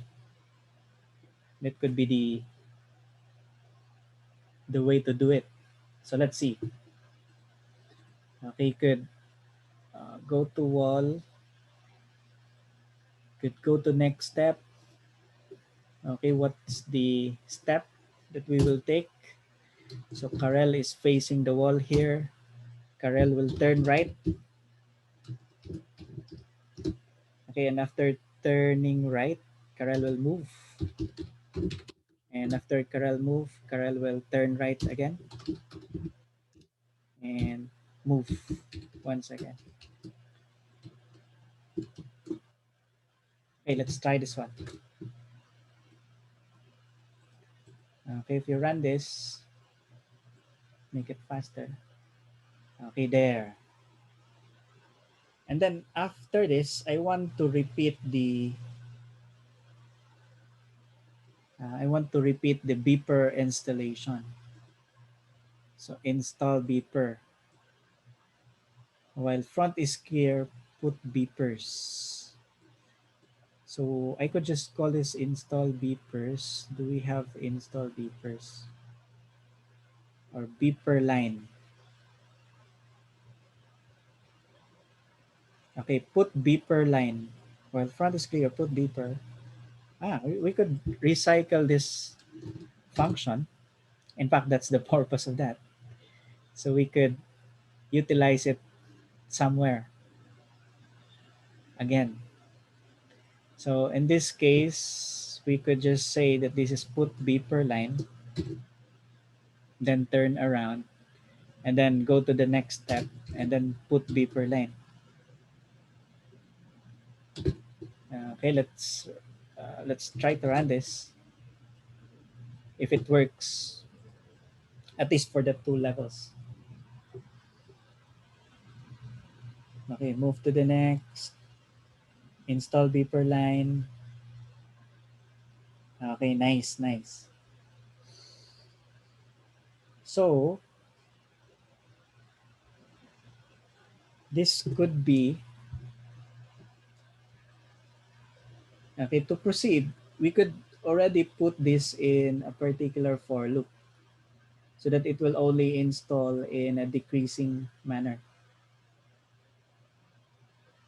So this one, this one will increase. So from 1, it will become 2, it will become 3, it will become 4. So we need a variable for this. So in the specifications here, okay, you can use a counter variable. It should be specified because in variable.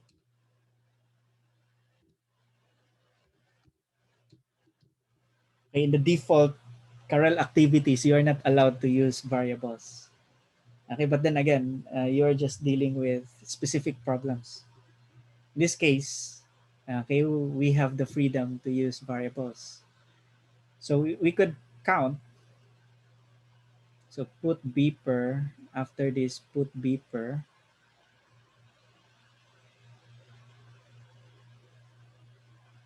Okay, the going to the next step will be the one that you could put a counter to. Okay, and then the idea here is for you to be able to repeat. This is already repeating. Put beeper line. After putting the beeper line, you will turn around again. You will go to the wall. You will go to the next step again. So this will be the repetition. So in this case, we need a while loop to handle the repetition. And okay, these are all under the while loop. And you have the condition. So the while loop here will be what is the common condition here. So the common condition once you are initial. So initially, Karel is here. As you could notice, if there is open for the next step, then okay, Karel's left is clear in this case. The same as this. Left is clear, left is clear, left is clear, left is clear, left is clear, left is clear. Until such time that the left is already blocked in this case. So that we could use that as our condition for iteration. Okay, while left is clear, okay, you put the beeper line, turn around, go to the wall, go to the next, and after going to the next, you put the beeper line. Okay, put the beeper line is a repetition already. So okay, let's just iterate this and let's see the output. So currently we don't have a staircase pattern yet. Going to the next. Okay, and then while going back, okay, and then install beepers again. So in this particular scenario, we should have decreased already the or increased the move. Okay, but currently our move is fixed. Okay, we need to increase it a bit to model a staircase pattern. So we need to come up with an idea for this. So my idea actually is to just to put a sequence for the move. Okay, and it stopped with the fence post problem. It stopped on the last position. And that's okay. We could easily handle that later on. But let's handle the staircase first. So for it to be a staircase, we need to get rid of this part here. And the way to do that is to come up with, after you turn right, after you move, this move could be adjustable depending on the level of the stairs or level of the step. So I could come up with a step variable here. So say step is initially 1.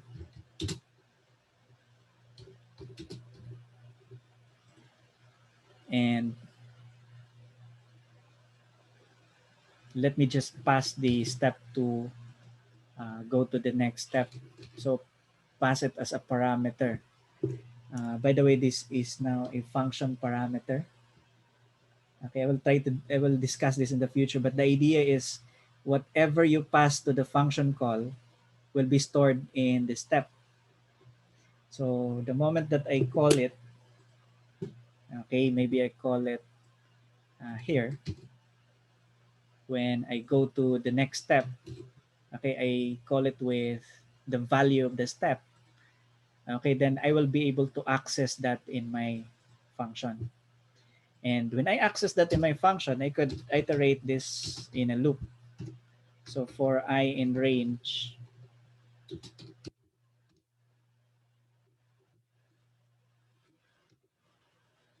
okay, in step, okay, let me do the move. So this will move or adjust my starting point in the next steps. So I will gradually increase the step. Okay, so I am able to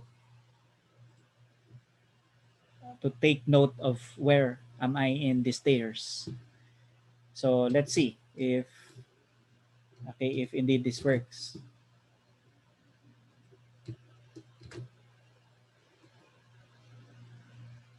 Wait. Okay, while left is clear. So syntax for the range and step.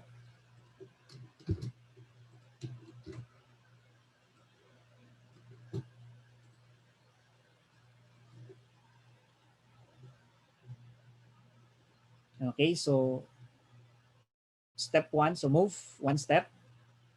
And then the step will increment, so move 2 steps. Move, and it works. Hopefully. Okay, let's make it faster.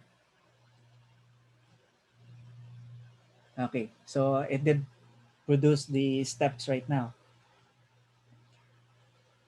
And again, the fence post problem, okay, all we need to do there is just to put a line afterwards, put a beeper line. Okay, after the while loop. So this will take care of the fence post error. So handle. Okay, handles fence post error.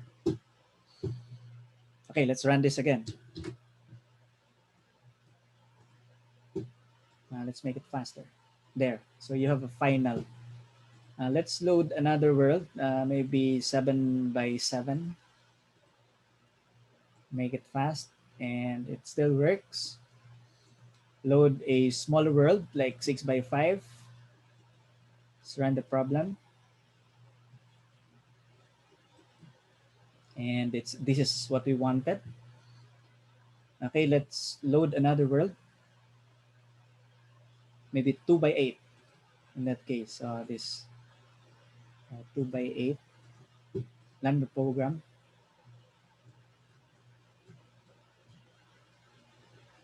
Okay, so Karel crashed in this case. So there's a crash. That means the solution is not good enough yet, because it tried to move here because the top is still clear, and it attempted to move because it's expecting to still install beepers. Okay, but the step is already, in this case, the step is already, you have already blocked. So what we could do here is, in the for loop, we will only move. So in this case, I will only move if front is clear. Okay, front is clear, move. Else we do nothing in that case. Okay, so let's load another 2 by 8 world. Let's run the program. Hopefully the error went away. Okay. So the error went away, but okay, it continues to install beepers as long as the top is clear. So we don't want this behavior. Okay, this is not our solution. And again, this is, Karel will tell you that if you fix a bug, then some few bugs will arise. So testing and testing is the way to go in this case. And after testing, of course, you have to correct your code. So in this case, maybe left is clear is not enough. So left is clear. Okay, we could partner this with another condition. And what condition should be able to control that? So if step,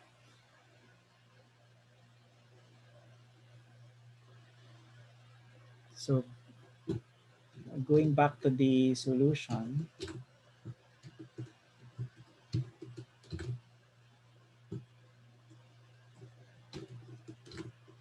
okay, maybe we could use something to control this one. So 2 by 8, let's run the program. So move, okay, and then move, install beeper, and then move. Okay, so this move here,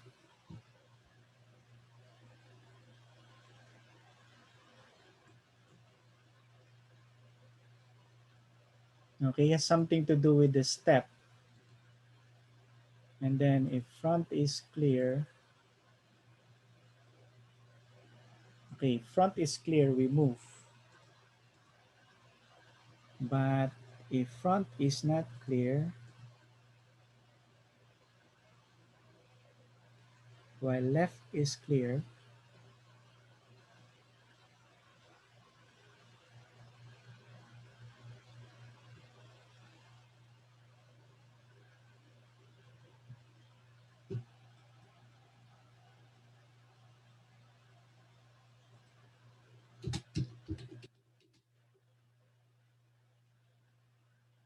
okay, and front is clear.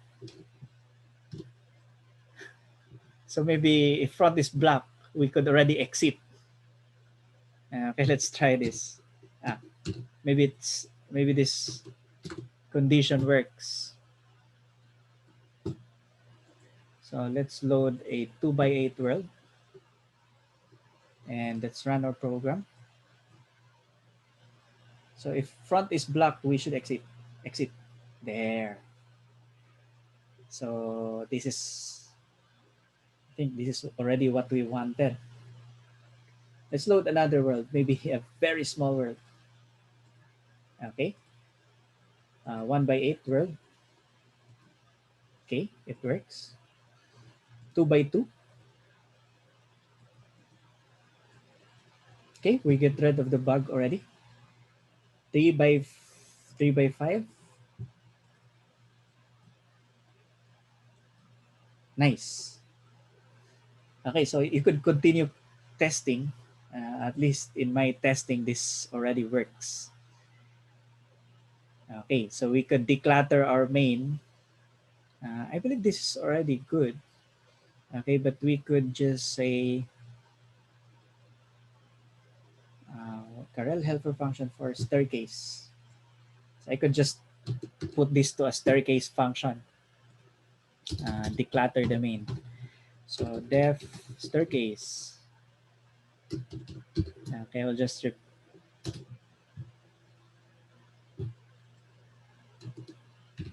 I will just transfer everything to staircase in this case.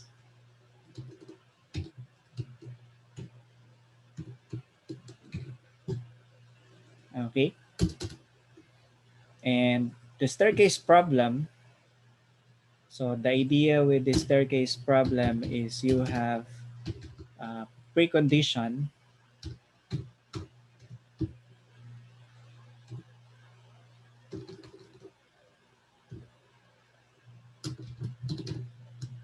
a precondition with Karel at initial position.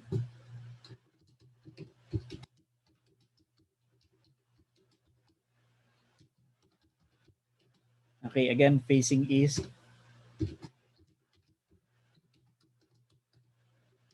And world empty.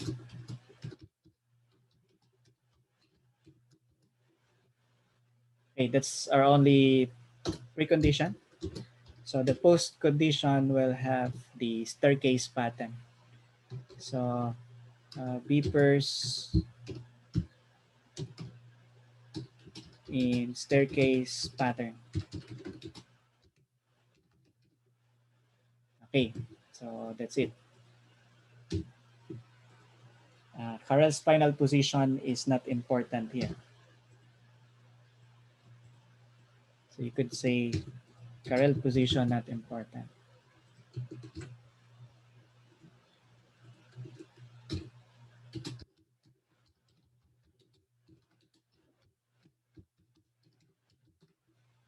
Okay. And okay, let's rerun it again for the last time. And let's make it faster. And that's it. So in the next problem, you write the Karel helper to create an ascending staircase with color patterns.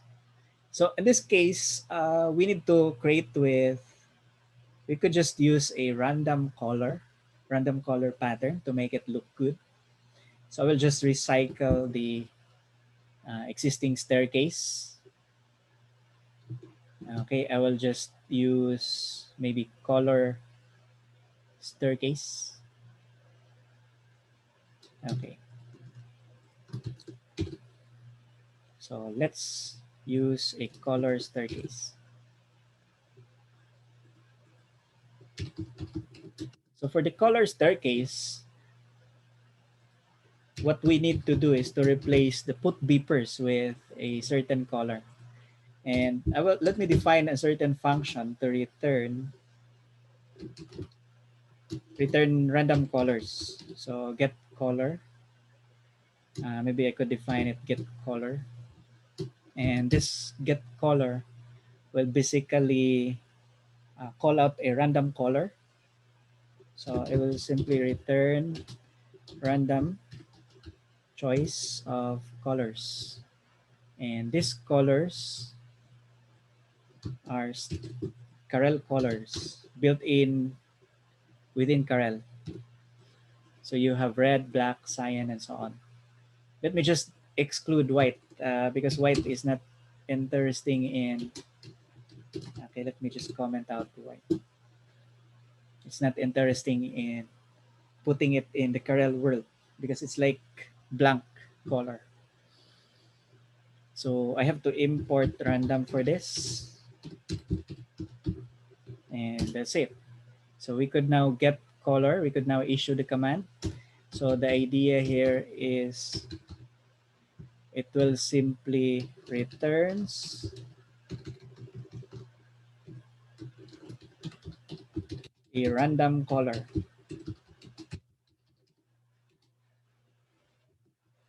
Okay, let's get color. So you have paint color instead of put beeper. So put beeper line.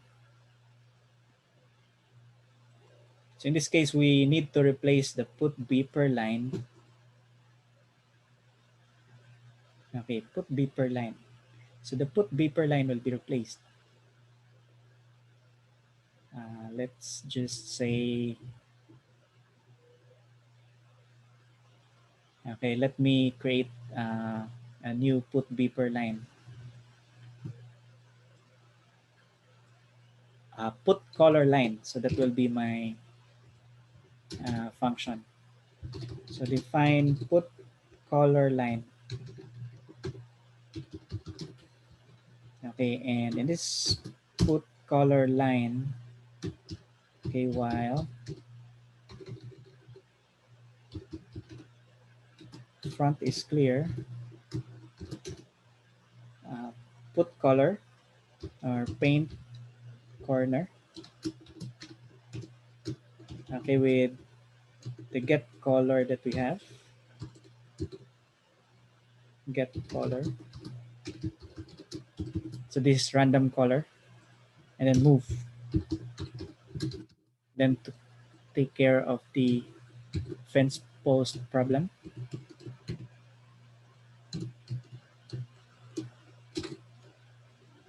Wait, let's not run this yet.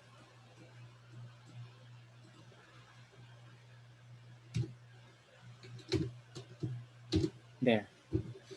So maybe we haven't comment yet. This one. So put color line will replace the put beeper line.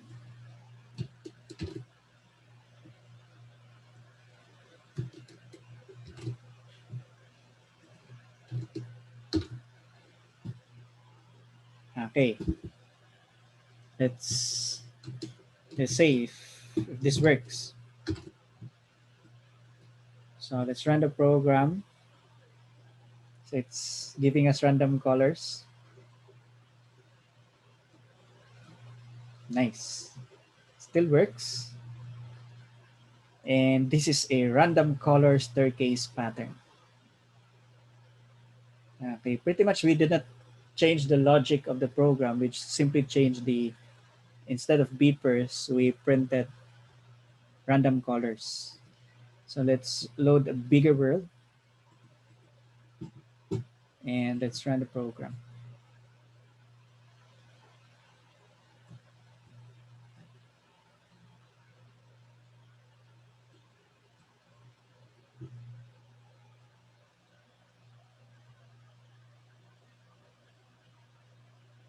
Nice. So you have here the staircase pattern. Okay.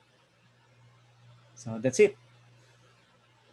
Put a color line. Maybe we will just put a doc string here. Well, so put colors to a row.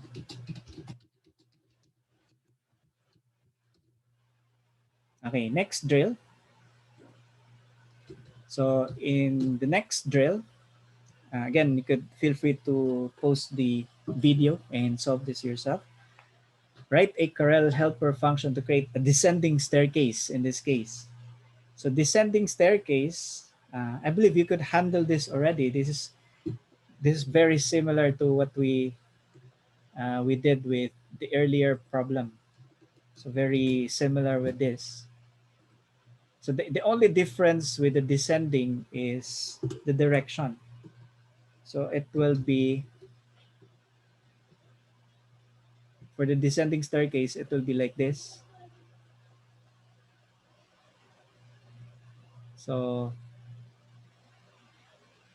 this one, okay, the first half will be filled. First triangle, half triangle, instead of the other way around. You could easily do this drill. Okay. For the next, okay, the next is the pyramid. So this is the one that I will solve. Okay, this is somewhat tricky. Okay, write a Karel helper function to create a pyramid pattern of colors. Or it could be pyramid pattern of beepers. Okay, but in this case, it's directly pyramid colors. And then the other one is this 1-10. Random color for any world size. And to create rectangular layers. So this is the trickiest of the problems. Okay, so let's just focus on the pyramid first. So when we have this problem,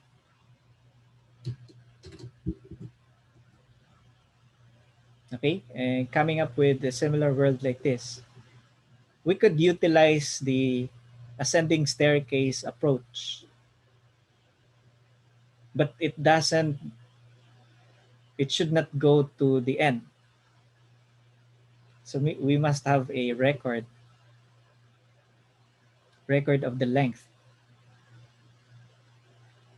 not just the step. Okay, like step 1, step 2, step 3.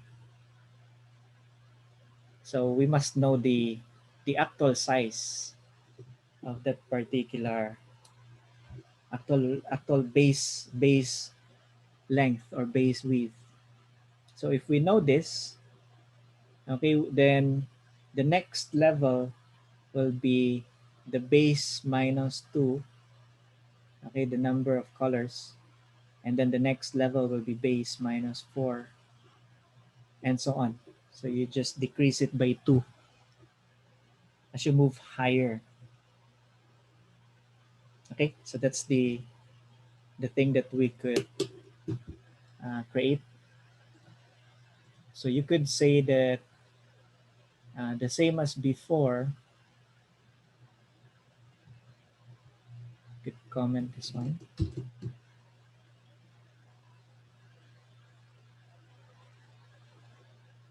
So you can use counter variable as well.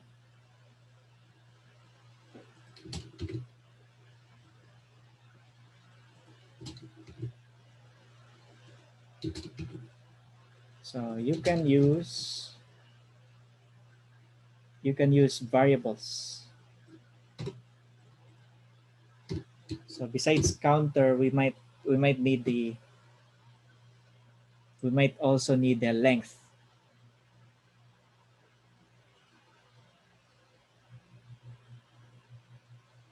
Okay.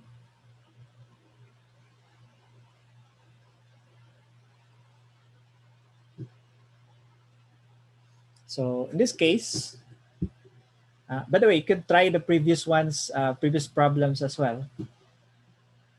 So the descending staircase, the colors, and the descending staircase, which are beepers. Okay. But let's focus in the pyramid problem. So we could define a main as usual. And let me just pass this one. And then the boilerplate.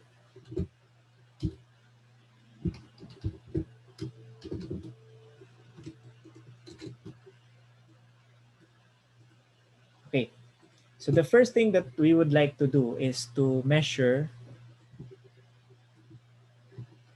So we would like to measure the base because we're going to decrease that base value later on. So what we could do is uh, put a line of beepers, or in this case, put colors. You have to paint the base, but we have to measure.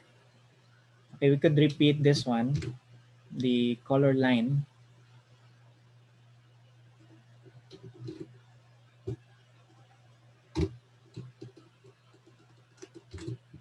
and we came up with already the base of the pyramid. At least that's a milestone. And we need to count the base. So shall we call it the width? Okay, width is initially 1. Okay, because we move one place, and as you may move along, you increment with 1. Okay, let's just print the width. So it should, in the default world, the base will give us 8 in this case. Okay, we have 8, and the next installation will be 6, and then 4, and then 2. So if the base width is even, okay, our peak will be 2. If it's odd, our peak will be 1. Okay, so we're halfway there. We can already imagine the solution. So after measuring the base, or measure the width,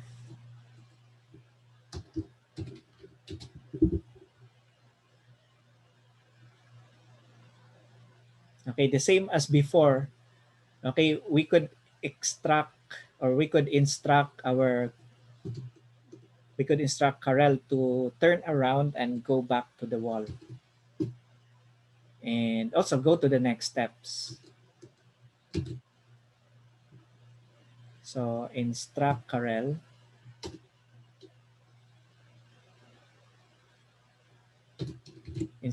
to turn around.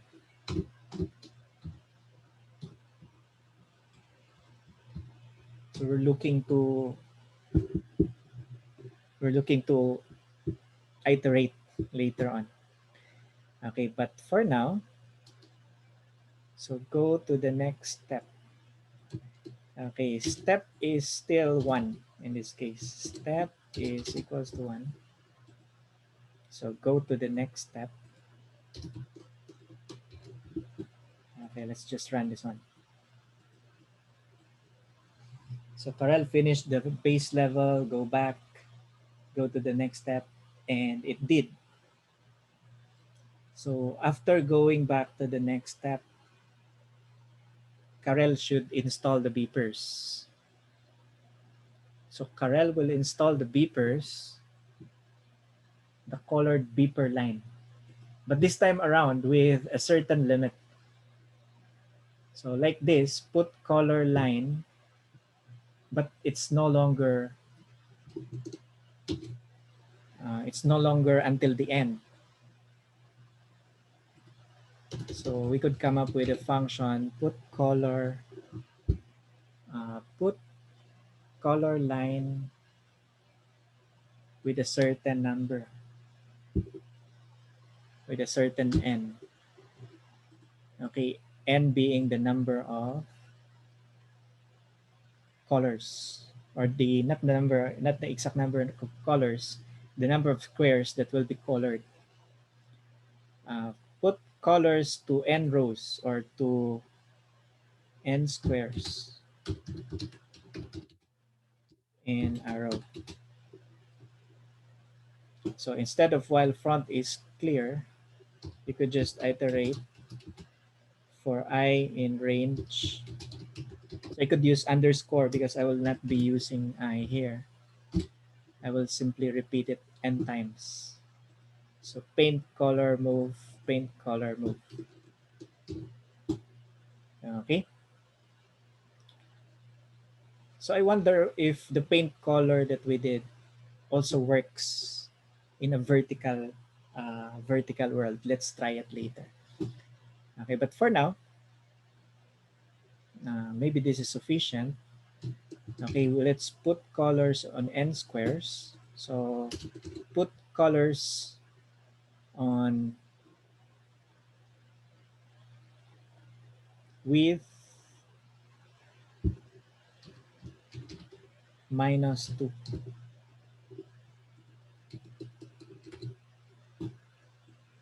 Okay, go back, put colors width -2. So width -2, it so happens width -2, 6. 1, 2, 3, 4, 5, 6. Width -2. Width is 8.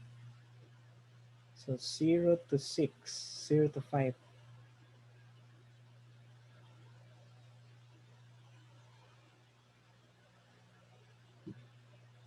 What happened to our put color line N? Okay. So there's a paint color afterwards.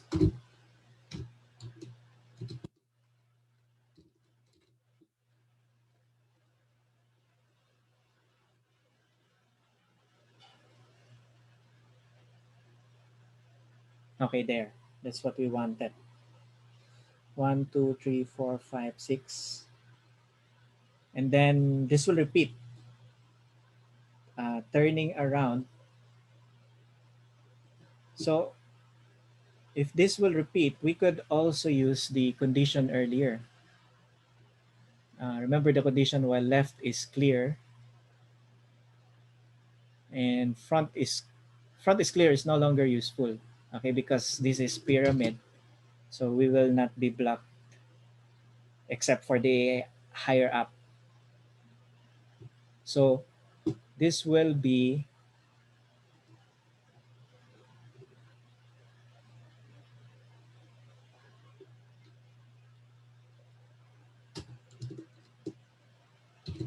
so the turn around and go to the wall.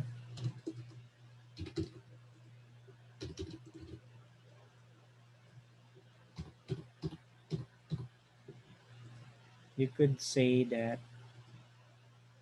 okay, while the left is clear,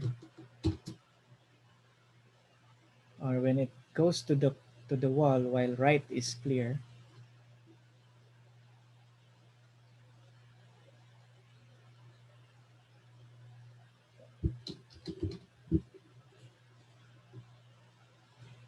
okay, we go to the next step. And then after going to the next step, we put a color line and then we reduce the width, or we reduce the width first with, and after reducing the width, okay, we simply update. We put the color line, and after putting the color line, we turn around again and we go to the wall, and this will repeat. So this part will be the installation of the rest of the levels. So such as or 2 to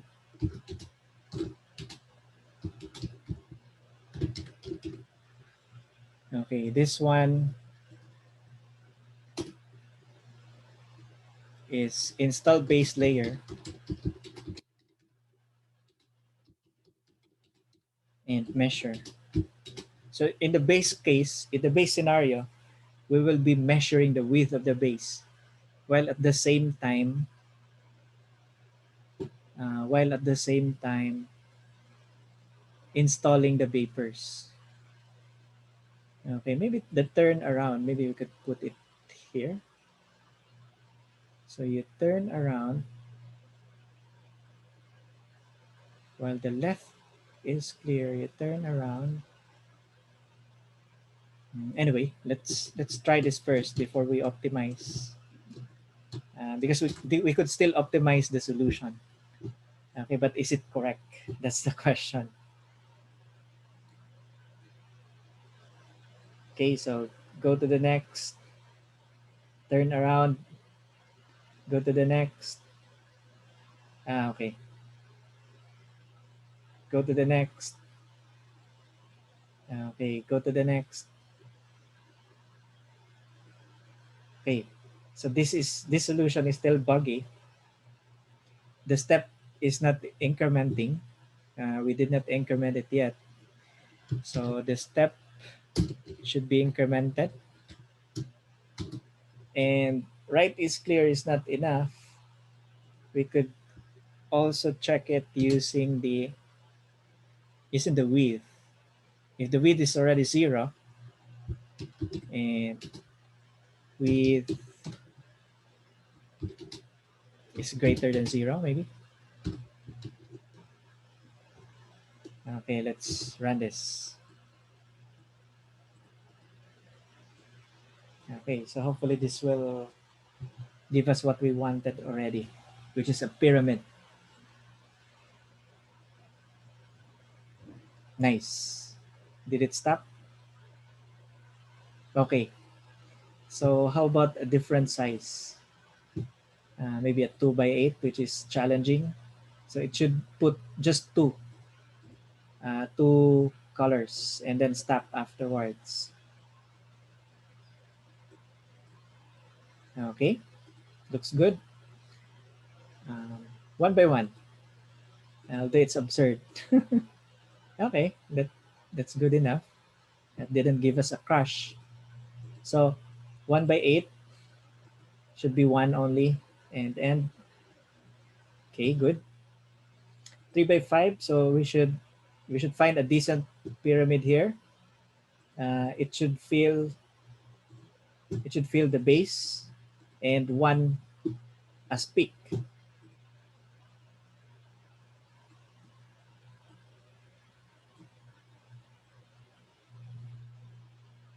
And it should not give us a crash or a bug. Okay, good. So we could have 5 by 3. So in this case, it should be a decent pyramid. It should extend to the top with one square at 3. Nice. Okay, that's it. So 5 by 5. Let's make it fast. And 6 by 5. Okay, so indeed our pyramid works even in large cases like 20 by 20 or 40 by 40. In this case, this is just 20 by 20. And you could see it looks nice.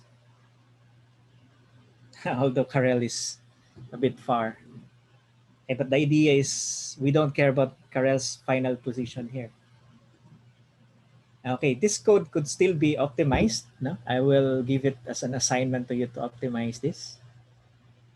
Okay, like for example, for the width. Okay, my thinking here is this part is like an induction code. So for induction, this part here is the base case. In the base case, I'm just measuring the base width of the world. That's why I have width plus equals to 1. And I'm also installing the base colors. Okay, while this part is the iterative case. in my opinion, sa iterative case, in which you are building the layers on top of the base that is from 2 to 2 onwards, 2 to the peak. So I will continue building the pyramid if right is clear and the width is greater than 0, because we are gradually decreasing the width for your pyramid blocks.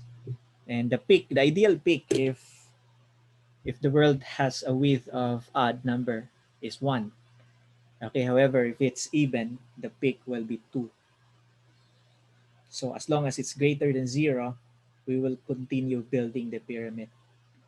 How about if it's limited? Like we are stuck because it's, what if we are stuck because it's not, we are already blocked? So right clear will take care of that. Right is clear. Because right, if the top is already blocked, right, right is clear will already be false, and it will already quit executing. So I will just call this my pyramid.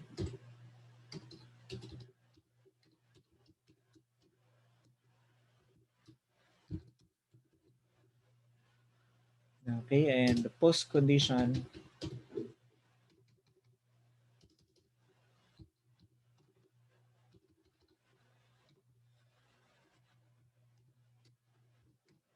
Okay, precondition will be post condition. Precondition is initial and initial Karel world, and the post condition is pyramid of colors.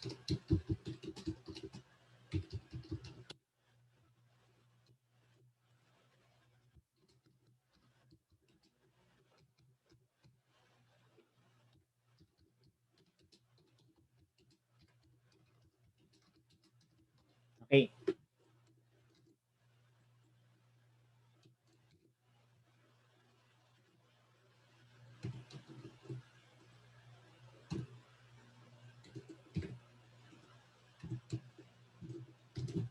so how about this one? So let me just check our previous solution with, okay, vertical worlds, if they still works with vertical worlds without a crash. Okay, so that solution worked.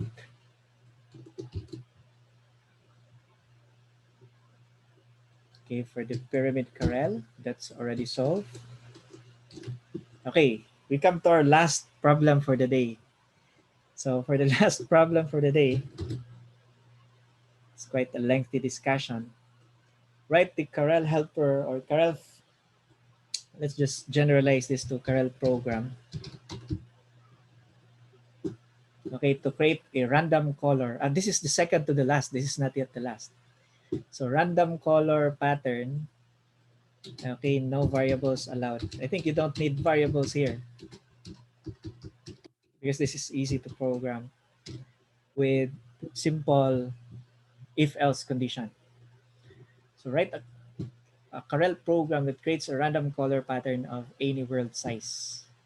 So all you have to do is to navigate the world. So let's create a simple Karel world.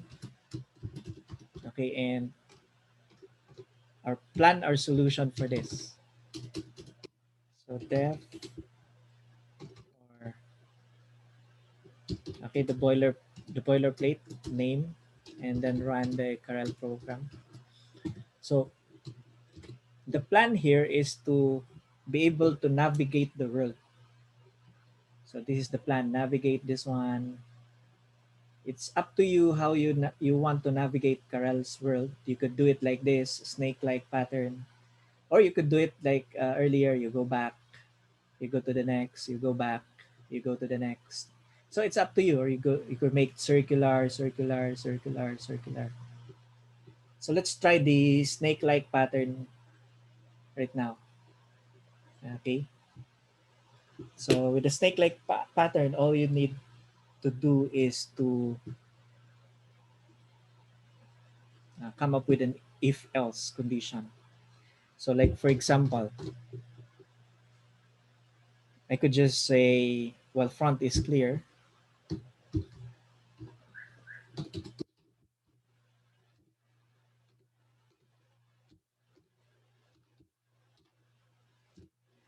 Okay, well, front is clear. Going to move.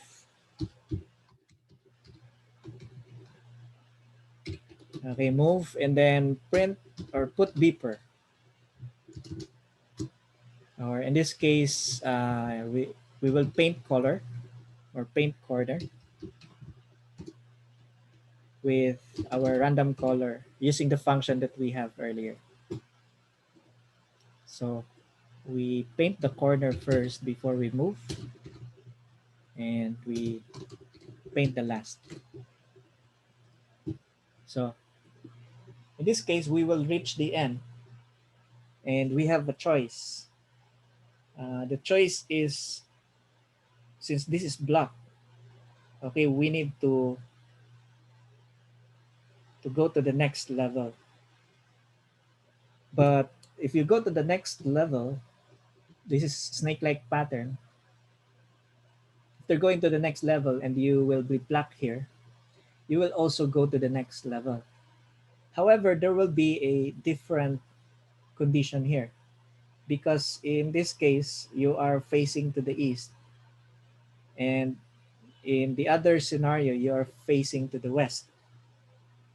So we could use this part just to tell where is Karel facing, and based on that, okay, we could come up with a decision. Like if facing east,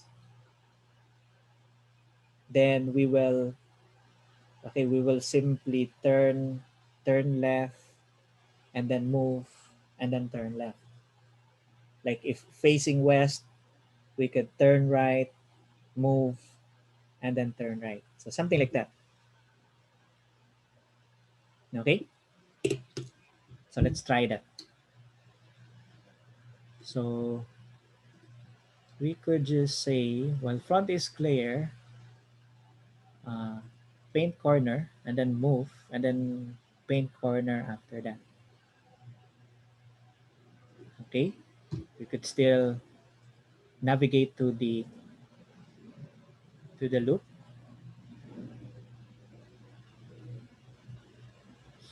So it could make a condition if, okay, if I'm currently facing east, okay, then I will have a different routine.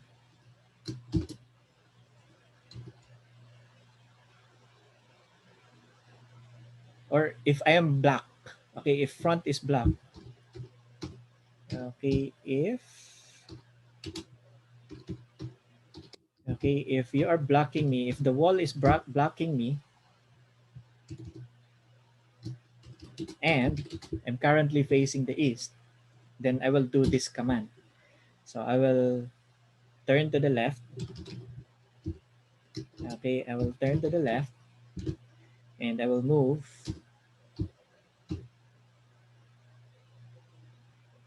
I will only move if it is clear. So if front is clear, move,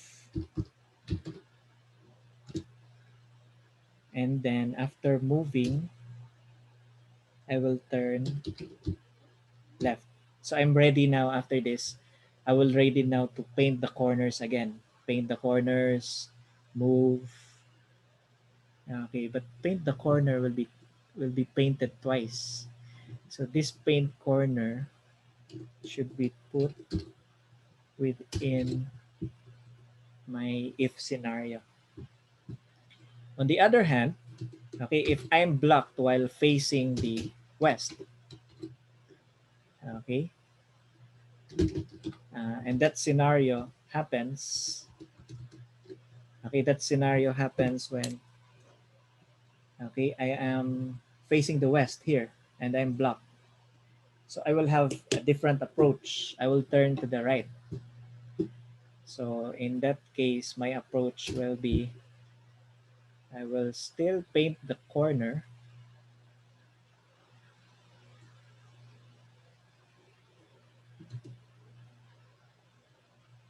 Okay. And I will turn,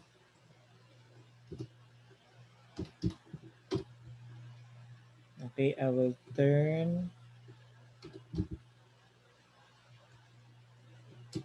right.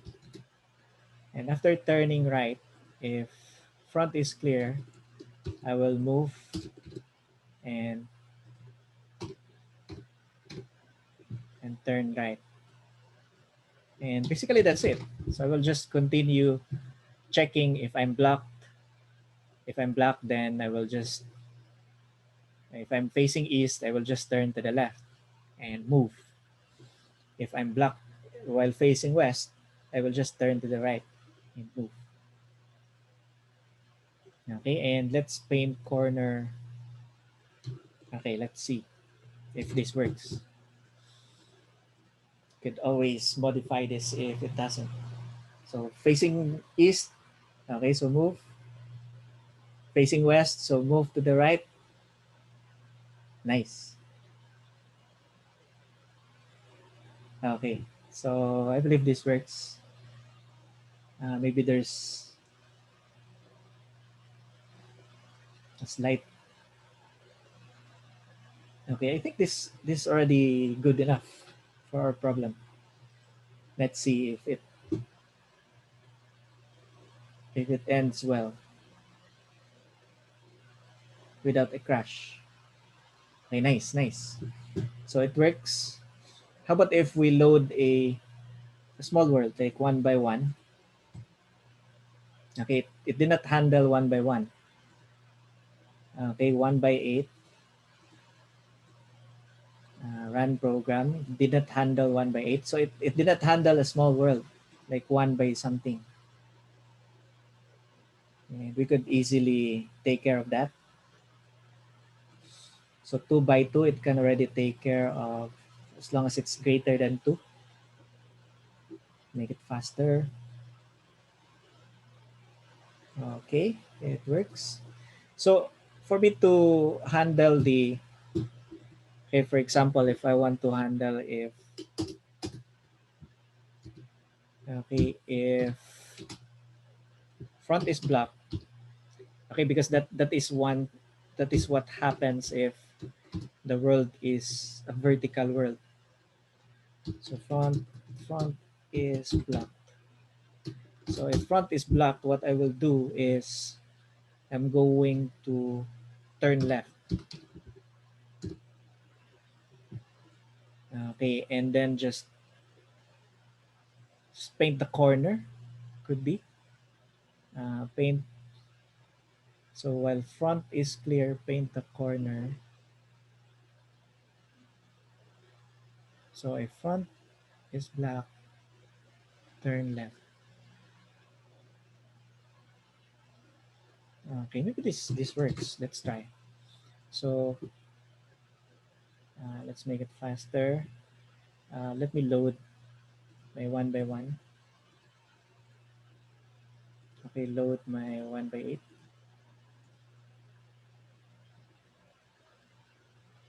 Okay, and then, okay, let me just handle the, if front is black, okay, I will just, while front, I will just execute while front is clear, paint corner, and then move, and then after that, paint corner. Okay, otherwise, if it's not black, okay, I will just perform the rest of the solution. Okay, pretty much that's it. So we could handle one by one, hopefully. We could handle 1 by 8 as well with the fence post problem. We could handle, of course, 2 by 2 is already handled earlier.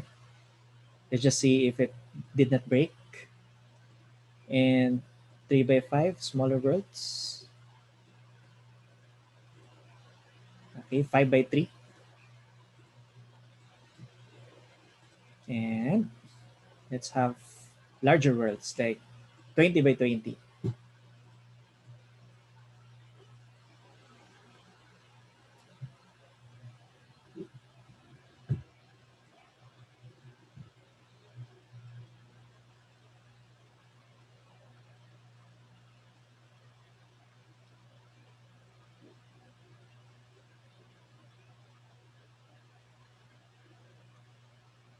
Okay. So I could separate this, okay, because this looks messy now. I could simply decompose this as my handling for, okay, one block or 100 columns.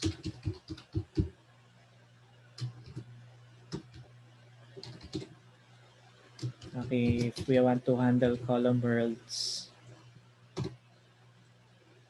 okay, usually in a column world, you are already blocked.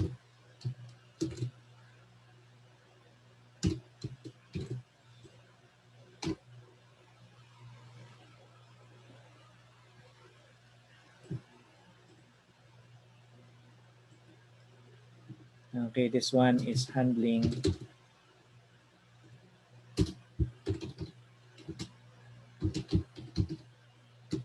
handle the rest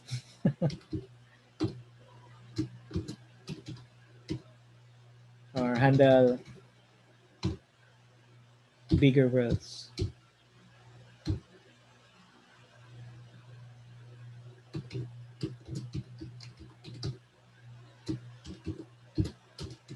Okay, maybe you could come up with better context than this. But at least for this example, we have solved these problems. So I could just say this handles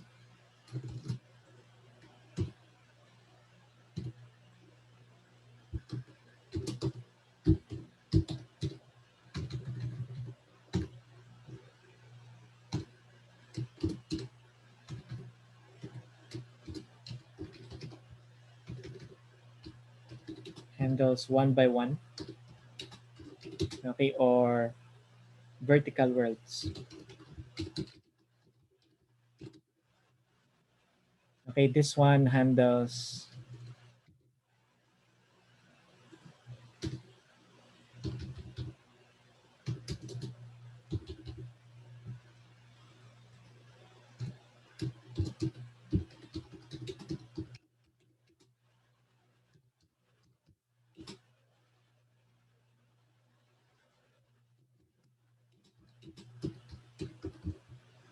okay, the width should be at least 2 in this case.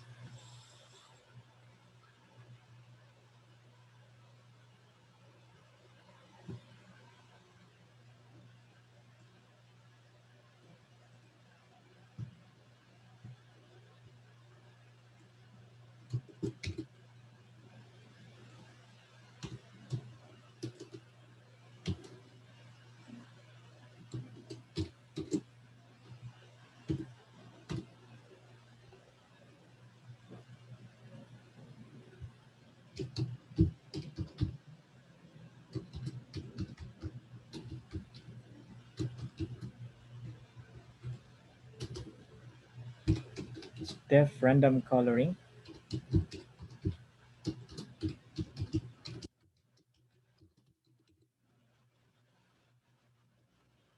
Okay, so we're just refactoring it, and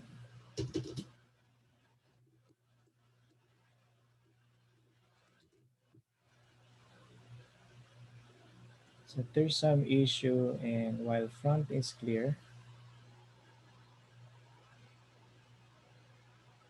Okay, here. So let's just,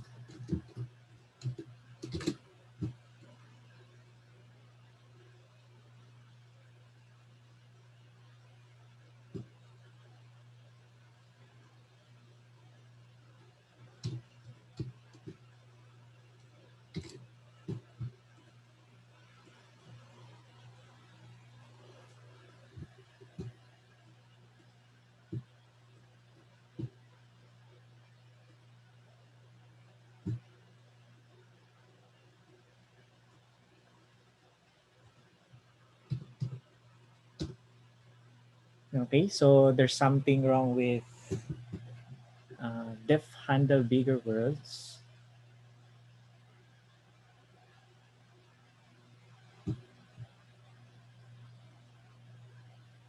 Okay, so this block of code should be within our while loop.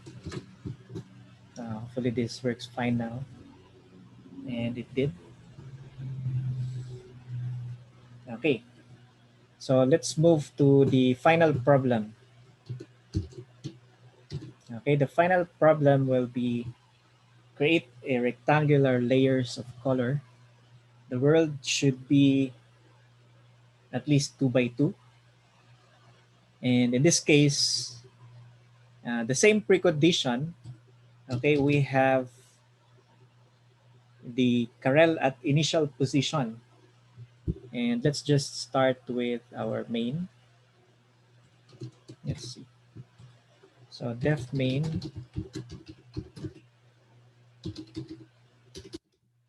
and you have the boilerplate.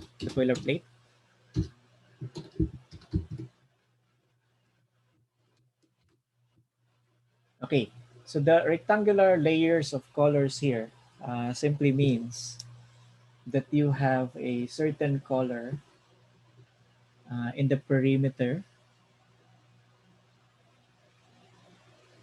Okay, certain color in the perimeter, and then in the inner layer. Okay, and another color in the inner layer, and lastly, the internal layer for the colors. So this is a bit tricky problem. But the way you solve problems like this is to start somewhere. So the idea is I would think I will start with the outer layer. So let me create the outer layer first. And after I create the outer layer, I will try to move to the inner layer and create that, and then come up with iteration to be able to solve fully this problem. So this is the post condition that we are trying to achieve. So it's just layering of colors. So let's try this one. First milestone is you have to come up with the first layer. So maybe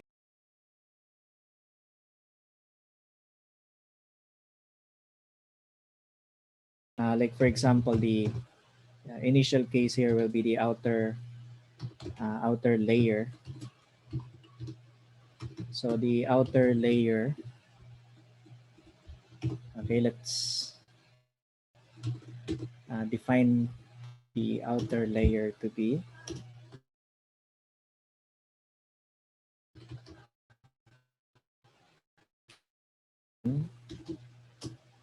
is you have the initial Karel position,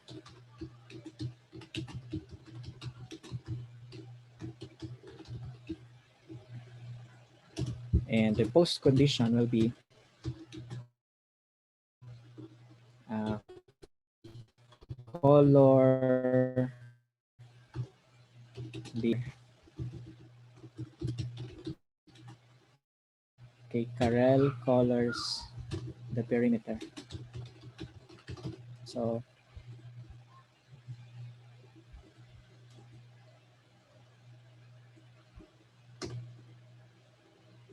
after coloring the perimeter,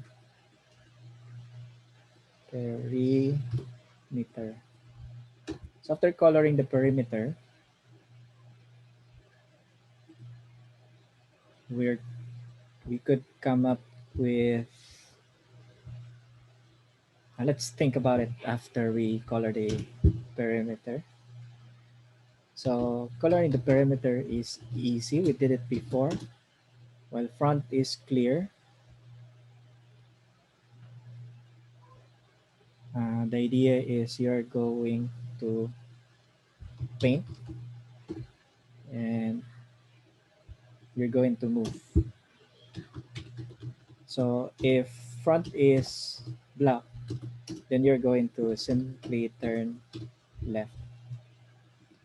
And let's try to run this one.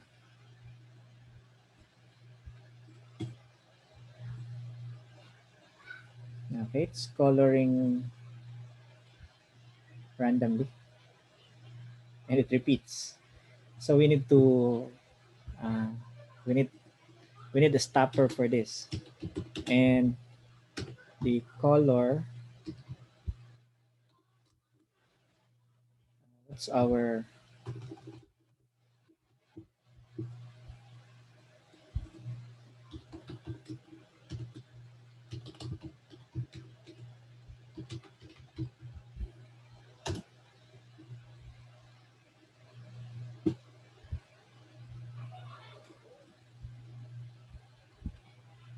so our color there is, let's go back to our conditions. So corner color. Okay, that's the boolean that I was thinking about. So corner color and corner color is,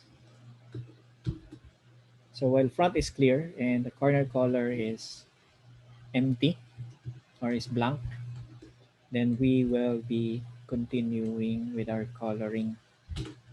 This is just to avoid infinite loop of colors. And also we would like this to be a single color for a particular layer. Just stop there. So the color could be just called once, just to set specific color for that particular layer.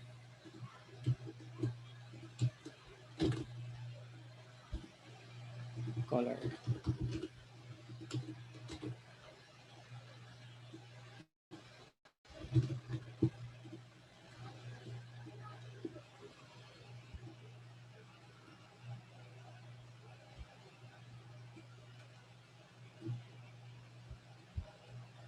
Okay. So this is what we wanted. So the next thing that we would like to do here is for Karel to move. So we need Karel to move to the inner layer, move in, or move to next layer. And that could be move forward, move and then turn left, move and then turn right. So we could use move inward. So move inward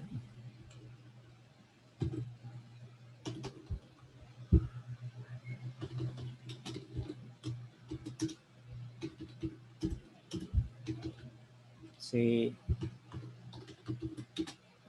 precondition is Karel at initial position, that is 1 1, facing left or facing east,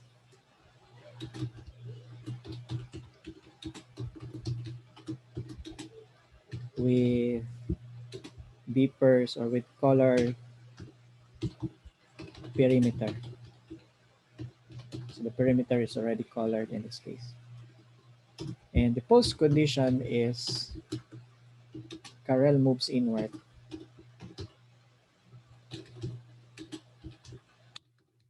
In, into the inner layer. So Karel moves into the inner layer. And as stated, if we are going to run this,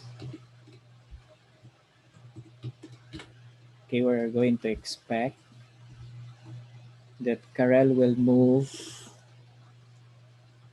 exactly here. So it will also face to the east, and it's like the initial position once again, only that it's inner. And we can no longer use the boundaries of our world. So the idea is, let's close this one. To move inward is to move forward, to turn left. After turning left, you're going to move and turn right.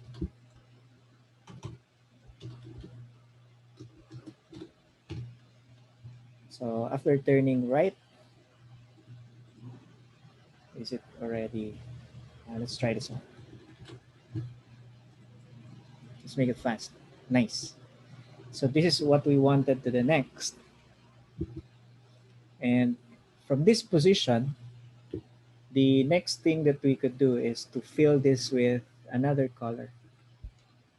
Okay, but the problem here is we are no longer blocked because the color does not block Karel. So we cannot use the condition while front is blocked. So we could still use a similar approach. Okay, let's just explore. Um, you could say that while front is clear, so we could, and color is not blank, for example, we could try to paint the color. So we could try a similar approach. And okay, let's just say the behavior of our code. Let's make it a bit faster. So it moves into the layer and then it crashed because of color is not defined in this case. So we're going to get the color. So color equals get color. Let's run this again. Faster. Okay, move inward. Okay, randomize the color and we're off to the edge and we don't want this part. Okay, because if we still color this part, then we will override the outer layer. So this part will override this part will override the outer layer. So what we wanted here is to color this and turn left and repeat it until it goes back here and we move inner again. So that's the behavior that we wanted. So what we could do if we are in this position is we could turn back. So we could just say front is clear is no longer important here. We could say corner, well, the corner has no color. So color, get color. So that's, you're going to paint that corner and we're going to move. So if we're blocked, so if we're blocked, or if we are already in this particular color zone, okay, if you are if you encounter a colored block, if color corner is not blank anymore, then we should turn around. So turn or step back. You could generalize this as a step back, and we could define this. So this step back will be moving one step.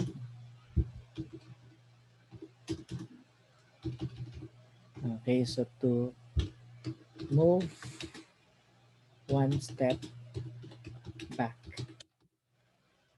So the idea is you could just turn around, and after turning around, you move, and after moving, you turn around. Turn around. Okay, let's see the behavior of this code. If it behaves what we wanted it to do. So we wanted it to step back once it goes to a colored region. So outer layer, inner, step back. Okay, that's good. That's good. Step back. But the color is still randomized. Mm, okay, we'll take care of the color later. But after stepping back, we need to proceed to the next layer,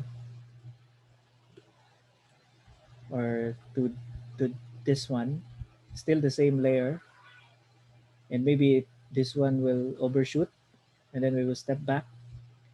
This one will overshoot, and then we will step back, and basically we could repeat that 4 times. So in this case, we could just repeat this 4 times. So for the color, we could just move the color outward and repeat this 4 times. Range 4. So I want to repeat this 4 times.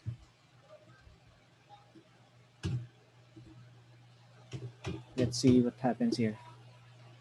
So repeat while the corner is not colored. Paint the corner. Move. And if you overshoot, you step back. And after stepping back, you turn left.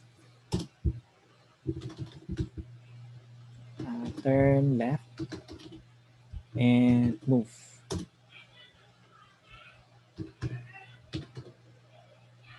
Okay, let's see if this behaves well. So outer layer, okay, it's done. Inner, nice. Go back, go back, go back, repeat 4 times, and end. Oh, okay, so it continues.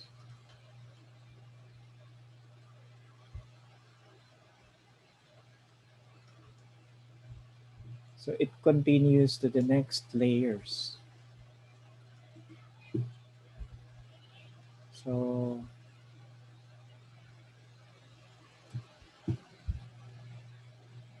while corner is blank, paint the color. And this color was not replaced. So while this corner,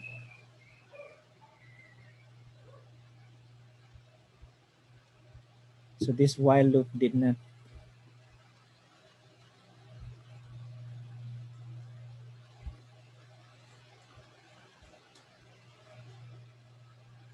let's repeat again.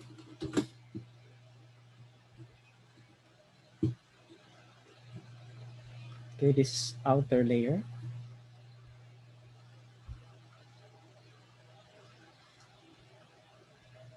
Okay, go to the inner layer.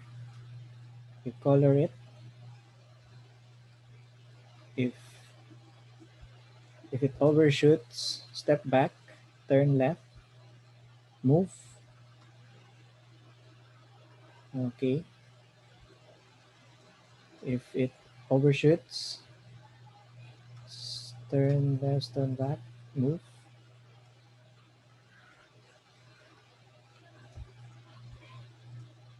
Another overshoot, turn back.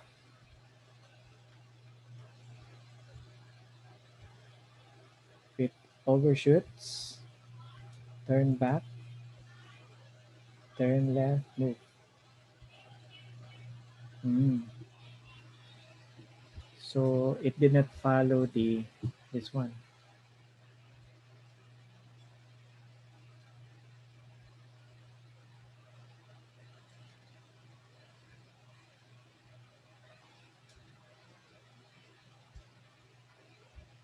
How about let's remove this move?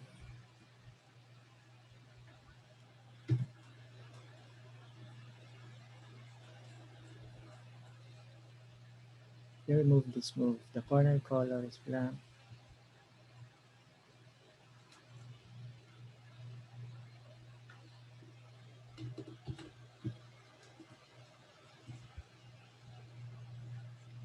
Okay, it did not move in this case.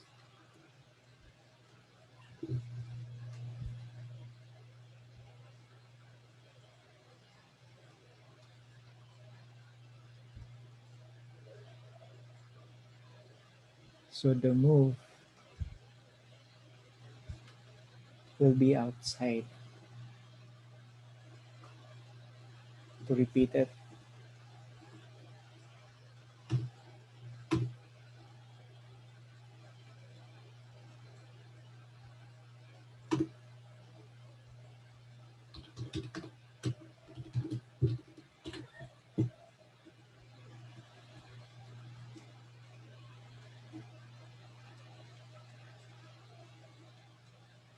enter, move.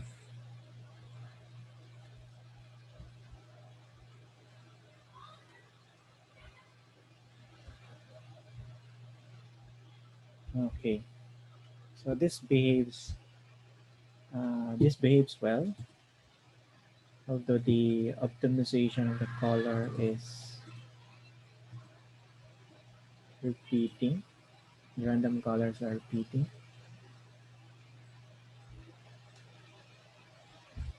Choose a different color. There.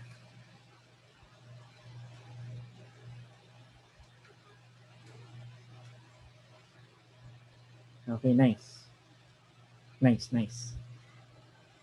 So with this post condition of your loop, we could repeat this one.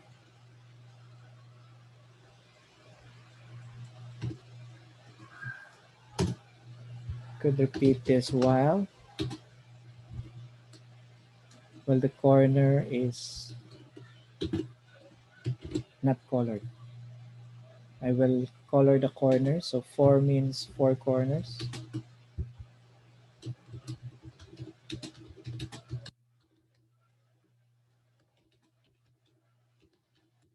Or the color the layer corners. And this one will be reserved to one full corner or one side. And let's try this one.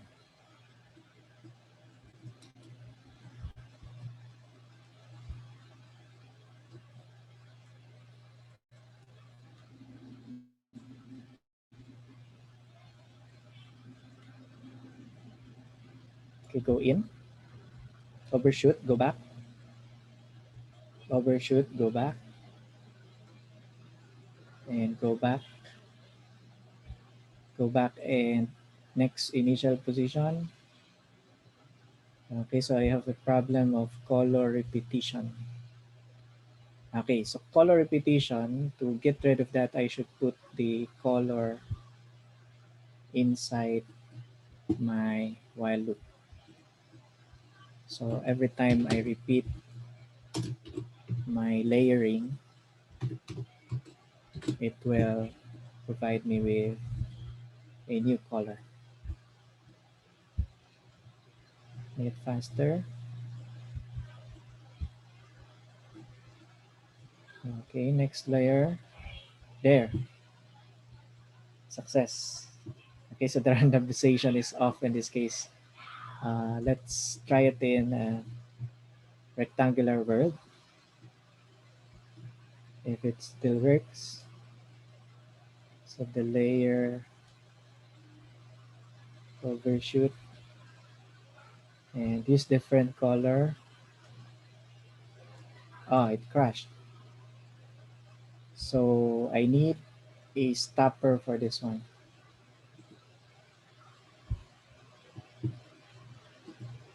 Okay, so while corner, so the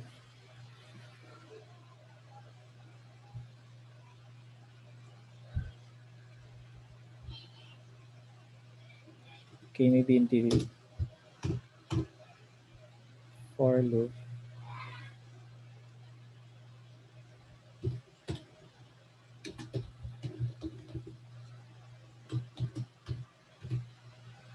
front is clear, then move.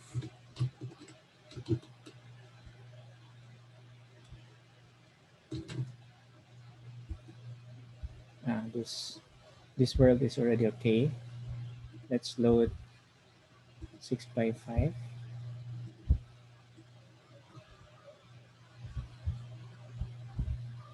Okay, nice. So we were able to stop without any errors. We could load a at least 2 by 2 world.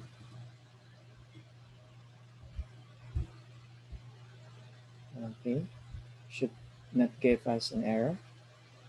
We could load a 2 by 8 on the program, make it faster.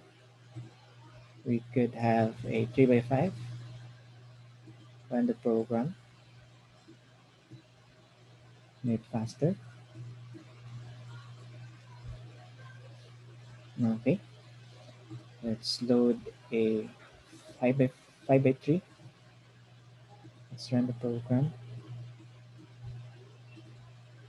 5 by 5.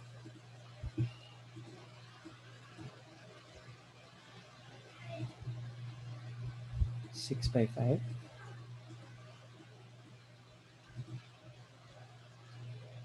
How about a okay? So it usually crashes when you have um, a row world. Okay, but in this case, we could simply handle that by if front is clear, then move.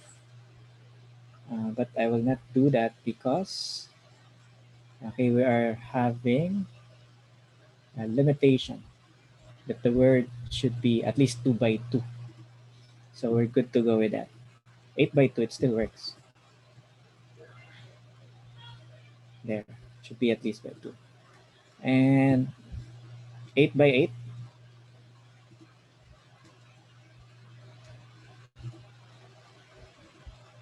20 by 20.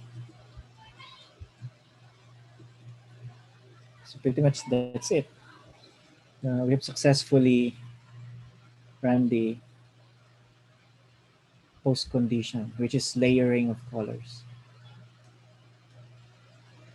Okay, randomized color.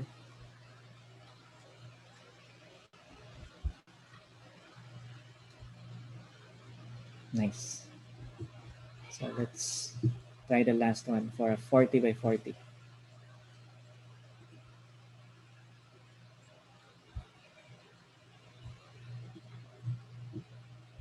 So in Karel, you could also create your own world while this is running.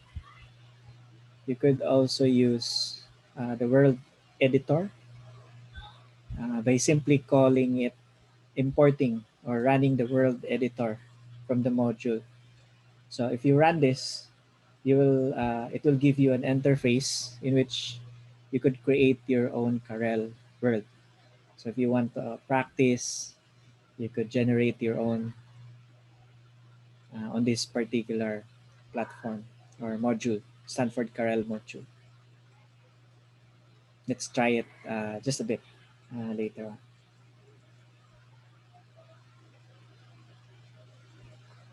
So one problem that I could think of, if what if there are randomly placed beepers in the world, and then you are giving Karel a task to pick up the random beepers. So all you have to do is to cover all of the squares, and you will be able to pick up any trash that is, or any beepers that is distributed in the world.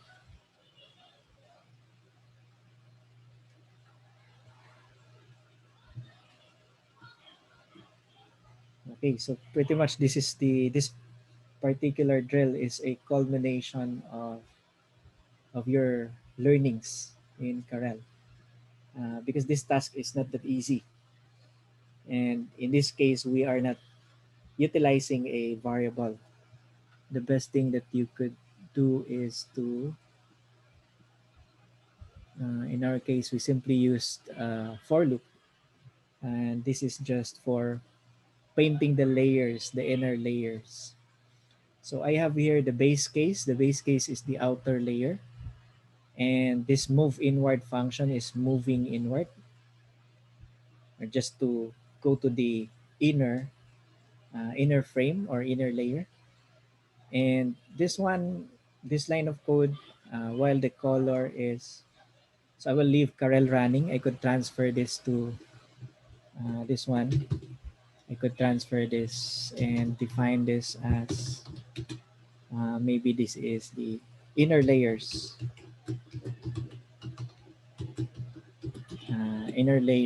and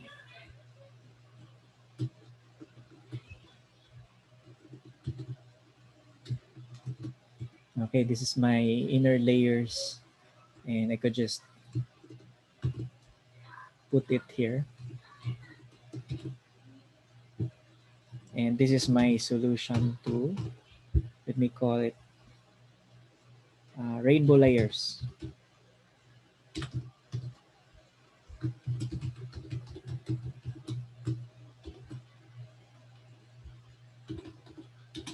me just call them rainbow layers.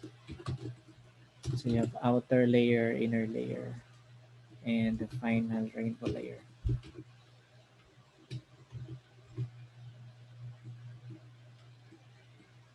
So the first one is to come up with the outer layer, in which the condition is just the wall. So if front is blocked, then you come up with a layer. You could stop it and turn left. So the reason why we separated the inner layers is, with respect to the inner layers, the condition is different. It's no longer the wall or front is blocked. It's already the colored area. So if if what you're passing is a colored area, then we need to step back and turn left, and then move. And we need to repeat it 4 times, because it is a square, or is it a rectangle,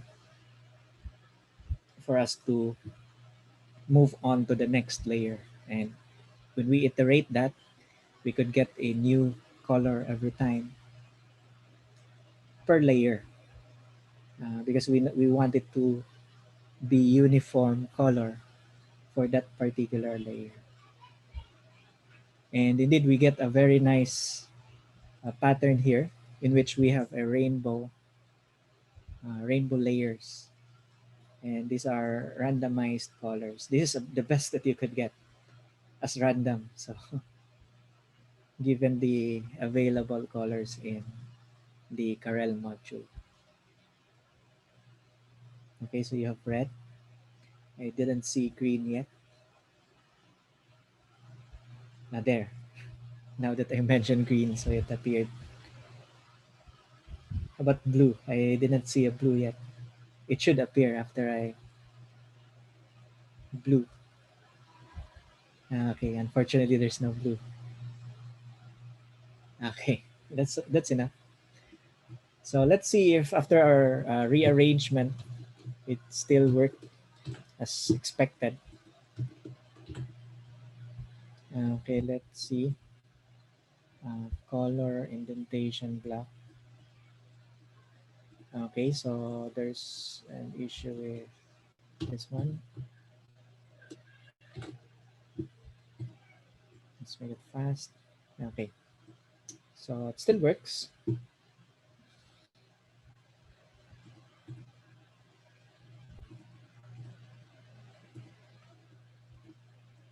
Okay, so lastly, we're going to try.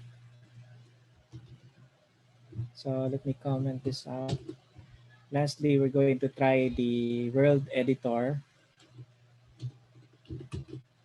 Okay, just call the from the module, just import run world editor and just run it. Okay, it will ask you.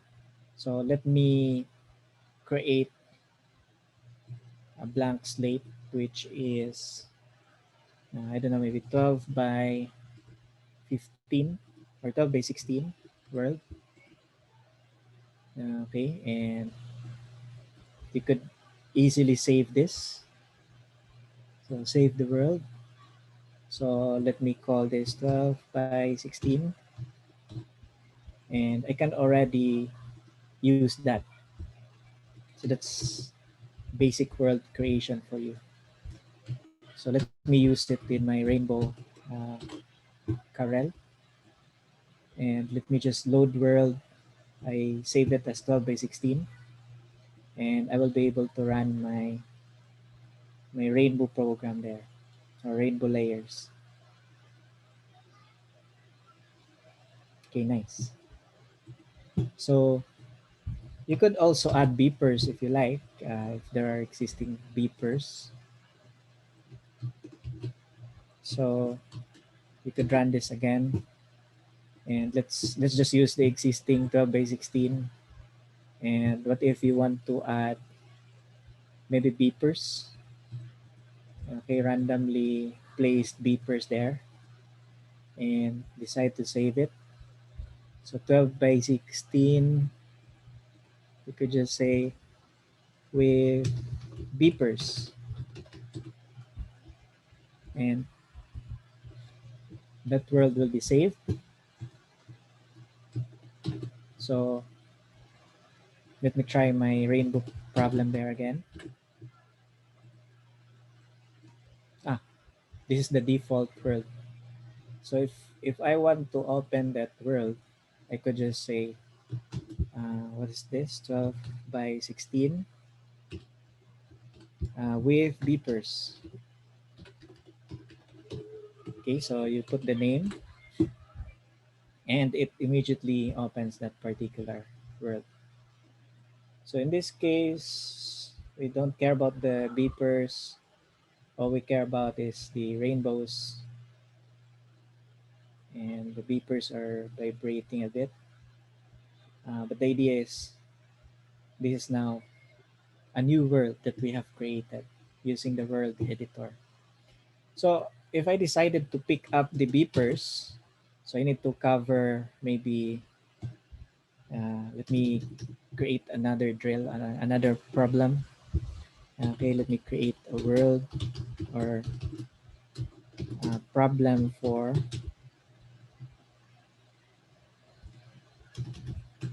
so if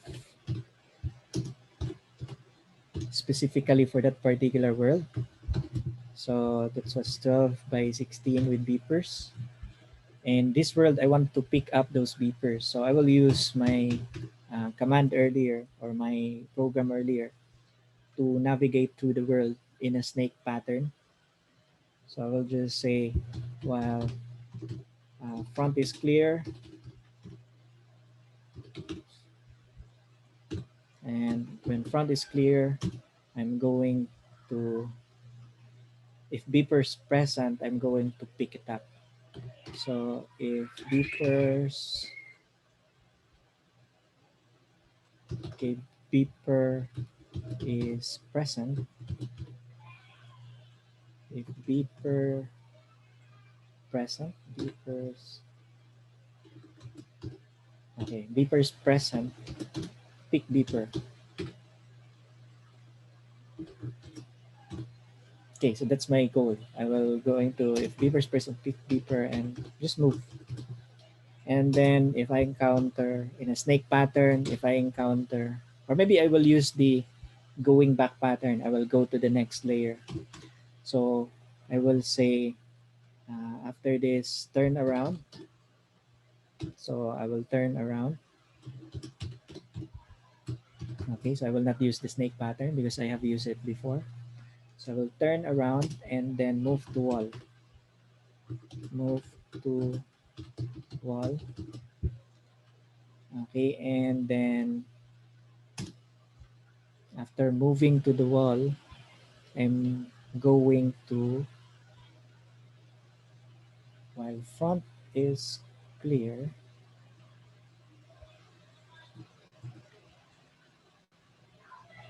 while front is clear, if beeper is present, pick the beeper. And then after you exit that, pick beeper, move. Turn around, move to wall. Let's just run this one. Uh,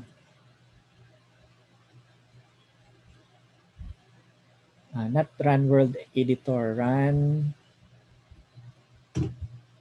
Karel program.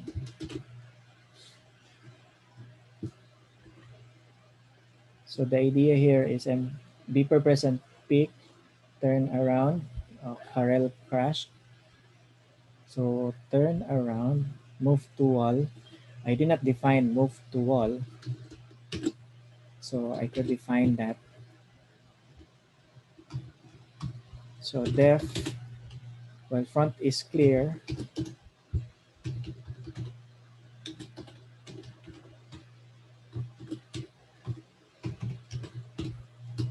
while front is clear, move. And after moving, turn around.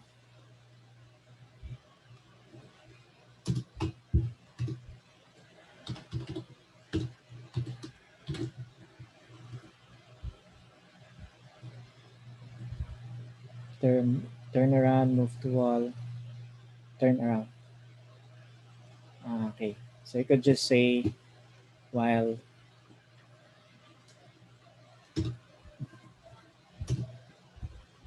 I could continue doing this while left is clear. So while left is clear, repeat this one.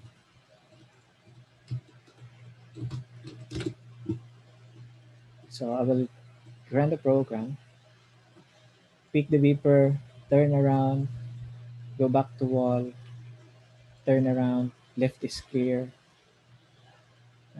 There's something wrong. So turn around, after turning around, move to next level.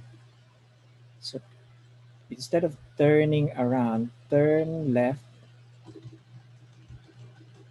So move,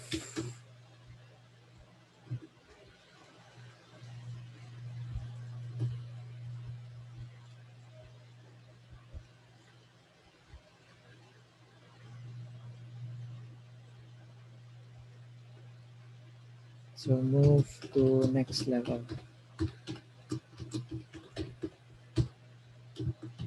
Okay, move to next level. So the way you move to the next level is by simply turning right. So turn right. And after turning right, you move. And after you move, you turn right again. So just a simple routine to move to the next level. And you repeat what you're doing. Repeat. And you're cleaning the beepers. Oh, so Okay, there's a fence post problem that you cannot pick the last beeper if it's a last. And here, you cannot pick the beepers if there are beepers on the top. So let's take care of that.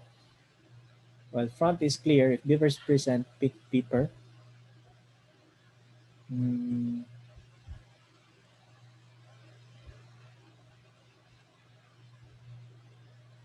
so we could put this after the while loop. If beepers present, pick the beeper before you turn around. And for the fence post problem, to take care of the fence post problem, after the while loop, we perform, okay, we should perform one more. After the while loop, while front is clear, if beeper is present, pick beeper and move. Okay, we should repeat this one to take care of our last layer. So this is the last layer or top layer. Okay, pretty much that's it. Before that, before running this, okay, let's modify our world. Make more. Okay, let's make more.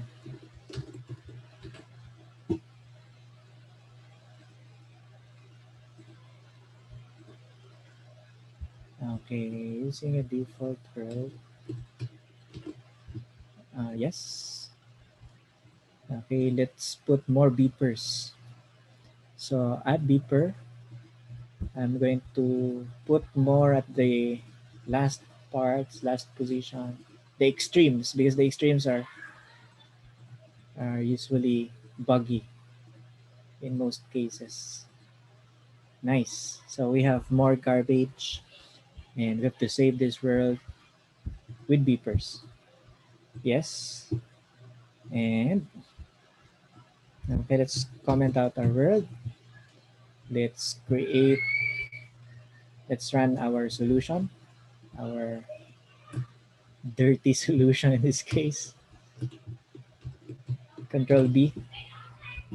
And there are two beepers here. So probably we will not be handling that case. Or we could use a while loop instead of an if. So let's run this case. Run the program. So we're picking, I hope we will pick the last beeper here. Yes, we did. Let's make it faster. So this one, there are two beepers. If we would like to handle that, we could just say while beepers present, pick beeper. So instead of an if, okay, we'll just replace it with while. So it could handle multiple beepers. Multiple beepers. Although this is it's not really part of the specifications of the problem, but since it came up with our testing, then we might as well add this one because it so happens that we had two beepers here. So we could easily do that with a while loop if there are multiple garbage or in this case beepers. Okay, let's run the program, and this will be our last example. Okay, and the while loop did not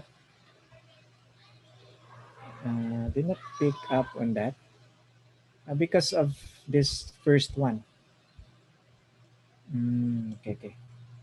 So let me use this one. While beepers present. Okay, let's run it again. run the program, make it faster.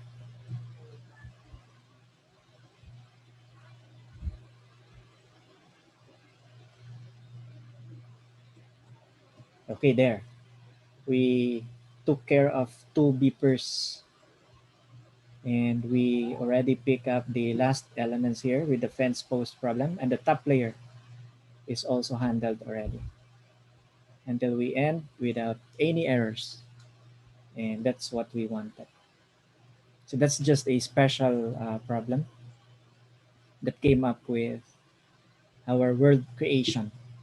And as you can see, the module is very well made, and thank you to the creators of the module, that we find it very easy to manipulate Karel. And thank you very much for listening. That's it for today.